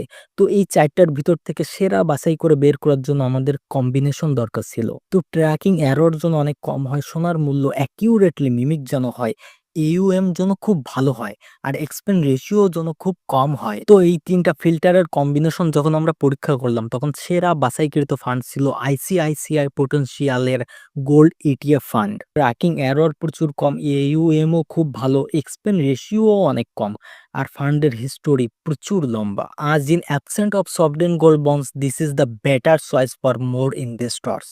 এই ভিডিওতে আমরা একদম ডিটেলে ক্যাটাগরি থেকে ক্যাটাগরি ফান্ড সিলেকশন এনেছি আপনাদের সামনে ফর এ গেটেড ট্রান্সপারেন্সি। ধন্যবাদ সবাইকে। হ্যালো ইনভেস্টর্স, আজ আমরা জানবো বেস্ট লিকুইড ফান্ড ২০২৫। এইবারের এই যে এপিসোড, এই যে series best mutual fund for 2025 by Sourav William. দেখেন, লিকুইড ফান্ড এটা এমন একটা ক্যাটাগরি যার ভিতর মানুষজন বেশিরভাগ সময় এটা চিন্তা ভাবনা করে যে আমরা সেভিংস অ্যাকাউন্টে টাকা রাখবো, নাকি এফডি করব, নাকি লিকুইড ফান্ড। এই তিনটার ভিতর তফাৎ কি কি আছে, আর আমি নিজে কখন কোন সময়ে লিকুইড ফান্ডে টাকা লাগাবো। তো এই ভিডিওতে আমরা আমাদের মাধ্যমে বেস্ট লিকুইড ফান্ড কোনটা সেটা বাছাই করে বলবো। আর পাশাপাশি এটাও বলবো, সবথেকে প্রথমে এটা শুরু করব যে কখন কোন সময়ে লিকুইড ফান্ড আপনার জন্য সুইটেবল। দেখেন, আমরা যখন ১ মাসের জন্য টাকা রাখতেছি, বা ২ কি ৩ মাসের জন্য টাকা রাখতেছি, তো তখন আমরা কি করে থাকি? আমরা সেভিংস অ্যাকাউন্টে ওই টাকাটাকে রাখি। তো এখন সেভিংস অ্যাকাউন্টে পাওয়া যায় ২ কি ৩%, বড়জোর 4%। এফডি ফিক্সড ডিপোজিট আমরা করতে পারি না। কারণ শর্ট টার্ম এফডিতে ১৫ দিনের মাসের হিসাবে এফডিতে অনেক বেশি কানেক্টেড রেট হয়ে থাকে। আর সেভিংসের আশেপাশে থাকে। আর যদি আমি এফডি করে ফেলি আর যেকোনো প্রয়োজন পরিস্থিতি ১ম এ চলে আসে টাকা বের করার, তাহলে ১ কি ২% এর পেনাল্টি লেগে যায় প্রিমেচিউর উইথড্রতে। তো আমাদের লোকসান হয়ে যায়। আবার কখনো, কখনো এরকম ইউজ কেসও থাকে যে আমি জানি না যে আমার টাকার প্রয়োজন কখন কবে পড়বে। এইটা জানি যে খুব তাড়াতাড়িই পড়বে। কিন্তু সেটা কবে? ১ মাসে, ২ মাসে নাকি ৩ মাসে? রোলিং টাকা আসতেছে, মাসের টাকা পড়ে থাকতেছে। তো আমি মূলত কি করব? এখন এর একটা অল্টারনেটিভ কখনো, কখনো অটো সুইপও হয়ে যায়। কিন্তু অটো সুইপে অ্যাকাউন্টিং কমপ্লেক্স হয়ে যায়। আপনার সিএ আপনার উপর বিরক্ত হয়ে যাবে একটা সময়। আর দ্বিতীয়ত ওর ভিতর কখনো, কখনো লিফো, ফিফো এর মানে last in first out, first in first out এরকম কমপ্লিকেটেড কনসেপ্ট হয়ে যায়। যার কারণে আমাদের বাস্তবে রিটার্নস কেমন আসবে সেটা আমরা সঠিকভাবে ক্যালকুলেট করতে পারি না। আর কখনো, কখনো আমরা দেখি মুখে বলি যে অটো সুইপ ছিল কিন্তু রিটার্নস তো প্রচুর কম আসলো। কারণ লিফো, ফিফো জানি না কি কাজে লাগিয়েছি একটু বেশি রিটার্নস পাবো বলে। তো ওটা কখনোই সঠিক সিদ্ধান্ত হতে পারে না। যদি অনেক বেশি ফ্রিকোয়েন্ট ট্রান্সেকশন হয় তাহলে আর ট্যাক্সের বিষয়বস্তুও দেখতে হয়। তো এরকম টাফ সিচুয়েশনে লিকুইড ফান্ড একটা সুন্দর ও ভালো অপশন হিসেবে সামনে আসে। যে আপনারা ২ মাসে ৪ মাসের জন্য টাকা রাখবেন। আর আপনি জানেন না যে আপনার কখন কবে প্রয়োজন হবে, দরকার হবে টাকার। তো অনেক লিকুইড রাখতে হবে। ১ দিনের ভিতর যেন টাকা বের করতে পারি, ২ দিনের জন্য বের করতে পারি। আপনার সেভিংস অ্যাকাউন্ট থেকে অনেক ভালো রিটার্নসও লাগবে। তাহলে আবার আপনার সেফটির উপর অনেক বেশি কম্প্রোমাইজ করা যাবে না। আপনার হাইলি একটা সুরক্ষিত ধাপ লাগবে সেভিংস অ্যাকাউন্ট থেকে অনেক বেশি রিটার্নস পাওয়ার জন্য। এখন লিকুইড ফান্ড কেমনও কি? দেখেন লিকুইড ফান্ড এরকম ডেট ইনস্ট্রুমেন্টে ইনভেস্ট করে যার ম্যাচুরিটি ৯১ দিন বা ওর থেকে কম দিনের। এর মানে এটা কখনোই না যে আপনার রিডাম্পশন ৯১ দিনের মধ্যেই হওয়া লাগবে। এর মানে ফান্ড এরকম ইনস্ট্রুমেন্টে ইনভেস্ট করতেছে যার ম্যাচুরিটি ৯১ দিনের মধ্যেই হওয়া লাগবে। আপনি ওর ভিতর বছরের পর বছর টাকা রাখেন, বিশেষ করে এমন কেউ রাখে না। কিন্তু আপনি রাখতে পারেন। কারণ আপনি যদি টাকা বের না করেন তাহলে মিউচুয়াল ফান্ড যেটা লিকুইড ফান্ড আছে ওটা একটা ইনস্ট্রুমেন্ট বেচবে যেটা ম্যাচিউর হবে। আবার নতুন করে আরেকটা কিনে নেবে। তো কন্টিনিউয়াসলি আপনার টাকাকে ইনভেস্টেড রাখতে সক্ষম হয়। কি ধরনের ইনভেস্টমেন্ট হয়ে থাকে এটা? মূলত ৩ ধরনের। প্রথমত ট্রেজারি বিল। এটা গভর্নমেন্ট ইস্যু করে থাকে। এর জন্য একে সবথেকে সুরক্ষিত হিসেবে ধরা হয়। দ্বিতীয়ত সার্টিফিকেট অফ ডিপোজিট। একে ব্যাংক ইস্যু করে থাকে। তো মূলত ব্যাংক ইস্যু করে থাকে একে। এর জন্য একেও সুরক্ষিত হিসেবে ধরা হয়। কিন্তু হ্যাঁ, গভর্নমেন্ট ইস্যু সিকিউরিটিজ থেকে একটু বেশি রিস্কি। কিন্তু অনেক বেশি রিস্কি না। এই ক্যাটেগরি থেকে একটু বেশি রিস্কি। আর যার কারণে রিটার্নসও অল্প একটু বেশি পাওয়া যায়। তৃতীয়ত কমার্শিয়াল পেপার। একে কর্পোরেট এন্টিটিস ইস্যু করে থাকে। এর মানে বড়, বড় কোম্পানি। টাটা, রিলায়েন্স যেমন বিশ্বব্যাপী বিশাল বড় কোম্পানি। তো একে কোম্পানিরা ইস্যু করে থাকে। এর মানে আবারও গভর্নমেন্ট ব্যাংক থেকে অল্প একটু বেশি রিস্কি হিসেবে একে ধরা হয়। এই ৩ টার ভিতর this is the risky category. এইবার আমরা আসি রিটার্নস এর দিকে। যে আপনার কতটুকু রিটার্নস পাওয়ার এক্সপেকটেশন করা উচিত। আনুমানিক ৬ কি ৭%। ৬% এর উপর যাই আসুক না কেন সেটা খুবই ভালো। ফিক্সড ডিপোজিট আর লিকুইড ফান্ড এই ২ টার ডিফারেন্স ক্লিয়ার ফ্লেক্সিবিলিটি যেন আমরা বুঝতে পারি। আর লিকুইড ফান্ড অনেক বেশি ফ্লেক্সিবল হয়ে থাকে। আপনি এখন বের করেন, আগামীকাল টাকা আপনার হাতে। এফডি এর ভিতর প্রিমেচিউর উইথড্রতে পেনাল্টি লেগে যায় ০.৫% থেকে ২% পর্যন্ত। আর আপনি এটা সঠিকভাবে সিদ্ধান্ত নিতে পারছেন না যে আপনার টাকার প্রয়োজন, দরকার কবে, কখন হবে আপনার জীবনে। তাহলে আপনি সঠিক ডিউরেশনের এফডি করতে পারবেন না। এই কারণে লিকুইড ফান্ড বেস্ট অপশন। আর পারপাসের ডিফারেন্স আছে। লিকুইড ফান্ড হলো আপনার শর্ট টার্ম নিডকে মিট করার জন্য। আর এফডি হলো আপনার ওয়েলকে লং টার্মের জন্য সুরক্ষিত রাখার জন্য। তো এই ২ টার যে ডিসক্রিপশন আছে সেটা অনেক ক্লিয়ার। এখন আমরা চলে আসি আমাদের বেস্ট লিকুইড ফান্ড কিভাবে আমরা বাছাই করলাম আর সেই ফান্ড কোনটা। এখন দেখেন লিকুইড ফান্ডের রিটার্নস প্রচুর বেশি কিন্তু না। আপনি ১৫% এর রিটার্নস কিন্তু পাবেন না। এফডি এর মতন বা এফডি এর আশেপাশে বা এফডি এর থেকে কম রিটার্নস পাওয়া যেতে পারে। তো এক্সপেন্স রেশিও অনেক বেশি প্রয়োজনীয় হয়ে যায়। এক্সপেন্স রেশিও খুবই কম হওয়া লাগবে। তো আমাদের কাছে ৩৬ লিকুইড ফান্ড ছিল। আর আমরা সবথেকে ১ম ফিল্টার লাগালাম সেই সব লিকুইড ফান্ডদের যাদের এক্সপেন্স রেশিও ক্যাটেগরি এভারেজ থেকে অনেক কম। এখন ক্যাটেগরি এভারেজ ছিল ০.১৫%। আর আমরা এটা দেখলাম যে এরকম কোন ফান্ড আছে যে এর থেকে বেশি চার্জ করে থাকে। তো এই ফিল্টার যখন আমরা লাগালাম তখন 16 ফান্ড আউট অফ 36 এলিমিনেট হয়ে গেছে। আর আমাদের কাছে বেঁচে আছে 20 ফান্ড। আর লিকুইড ফান্ডের দ্বিতীয়ত সবথেকে গুরুত্বপূর্ণ বিষয় হলো সুরক্ষা। কারণ আমি আগেও বলেছি যে গভর্নমেন্ট সিকিউরিটি সবথেকে সুরক্ষিত হয়ে থাকে। আর এরপরে ব্যাংক আলারা দ্বিতীয় ধাপে রিস্ক পজিশনে থাকে। আর তারপরে তৃতীয় পজিশনে কর্পোরেট আলারা সবথেকে বেশি রিস্ক পজিশনে থাকে। তো রিটার্নস ম্যাক্সিমাইজ করার জন্য বেশি বেশি অ্যালোকেশন কর্পোরেট সেগমেন্টে দিয়ে দেন, তাহলে রিটার্নস বৃদ্ধি পাবে। কিন্তু লিকুইড ফান্ডে মানুষজন আসতেছে প্রচুর হাই রিটার্নসের জন্য না, হাই ডিগ্রি অফ সেফটি আর সেভিংসের থেকে বেশি রিটার্নসের জন্য। এই দুইটা কারণে আমার শর্ট টার্ম নিডস পূরণ করার জন্য 1-2 মাস টাকা রাখলাম, তো রিটার্ন সেভিংসের থেকে বেশি যেন আমরা পাই। আমরা হাইয়েস্ট রিটার্নসের পিছনে দৌড়াবো না, আমরা হাইয়েস্ট সেফটির পিছনে দৌড়াবো। আমরা বাছাই করেছি কম এক্সপেন্স রেশিও, সঠিক সেফটি ফান্ডের ট্র্যাক রেকর্ড, এএমসি রেপুটেশন আর কতটা রিস্ক নিতে পারছে এই ফান্ড, এই সকল বিষয়বস্তু আর ওভারঅল লং টার্ম পারফরমেন্সের বেসিসে বাছাইকৃত quantum liquid fund direct plan. Quantum একটি এরকমই এনসি যেটা সাধারণত প্রাক ফারিকের মতন অ্যাসেট ম্যানেজমেন্টের উপর ফোকাস করে, অ্যাসেট গ্যাদারিং এর উপর না। We highly regard and respect this AMC. এরকম ট্রান্সপারেন্সি ভিডিও আপনি খবর নিউজে কখনো কোথাও পাবেন না, এমনকি হাইয়েস্ট রিটার্নসের চার্টও কখনো থাকবে না। এর জন্য বাকি যে ক্যাটাগরি আছে তাতে রিকমেন্ডেড করতে একটু কষ্টের হয়ে যায়, কারণ বাকি যে ক্যাটাগরি তাতে সেফটি কম দেয়। কিন্তু লিকুইড ফান্ড একটি এরকম ক্যাটাগরি যেখানে আমাদের এই সেফটি ওরিয়েন্টেড অ্যাপ্রোচ প্রচুর পছন্দের। In fact out of all 36 fund government সিকিউরিটিসে এই ফান্ড সব থেকে বেশি অ্যালোকেশন করেছিল 42%। এর মানে মোটামুটি অর্ধেক ফান্ড এ আপনার কাছ থেকে নিয়ে নেয়।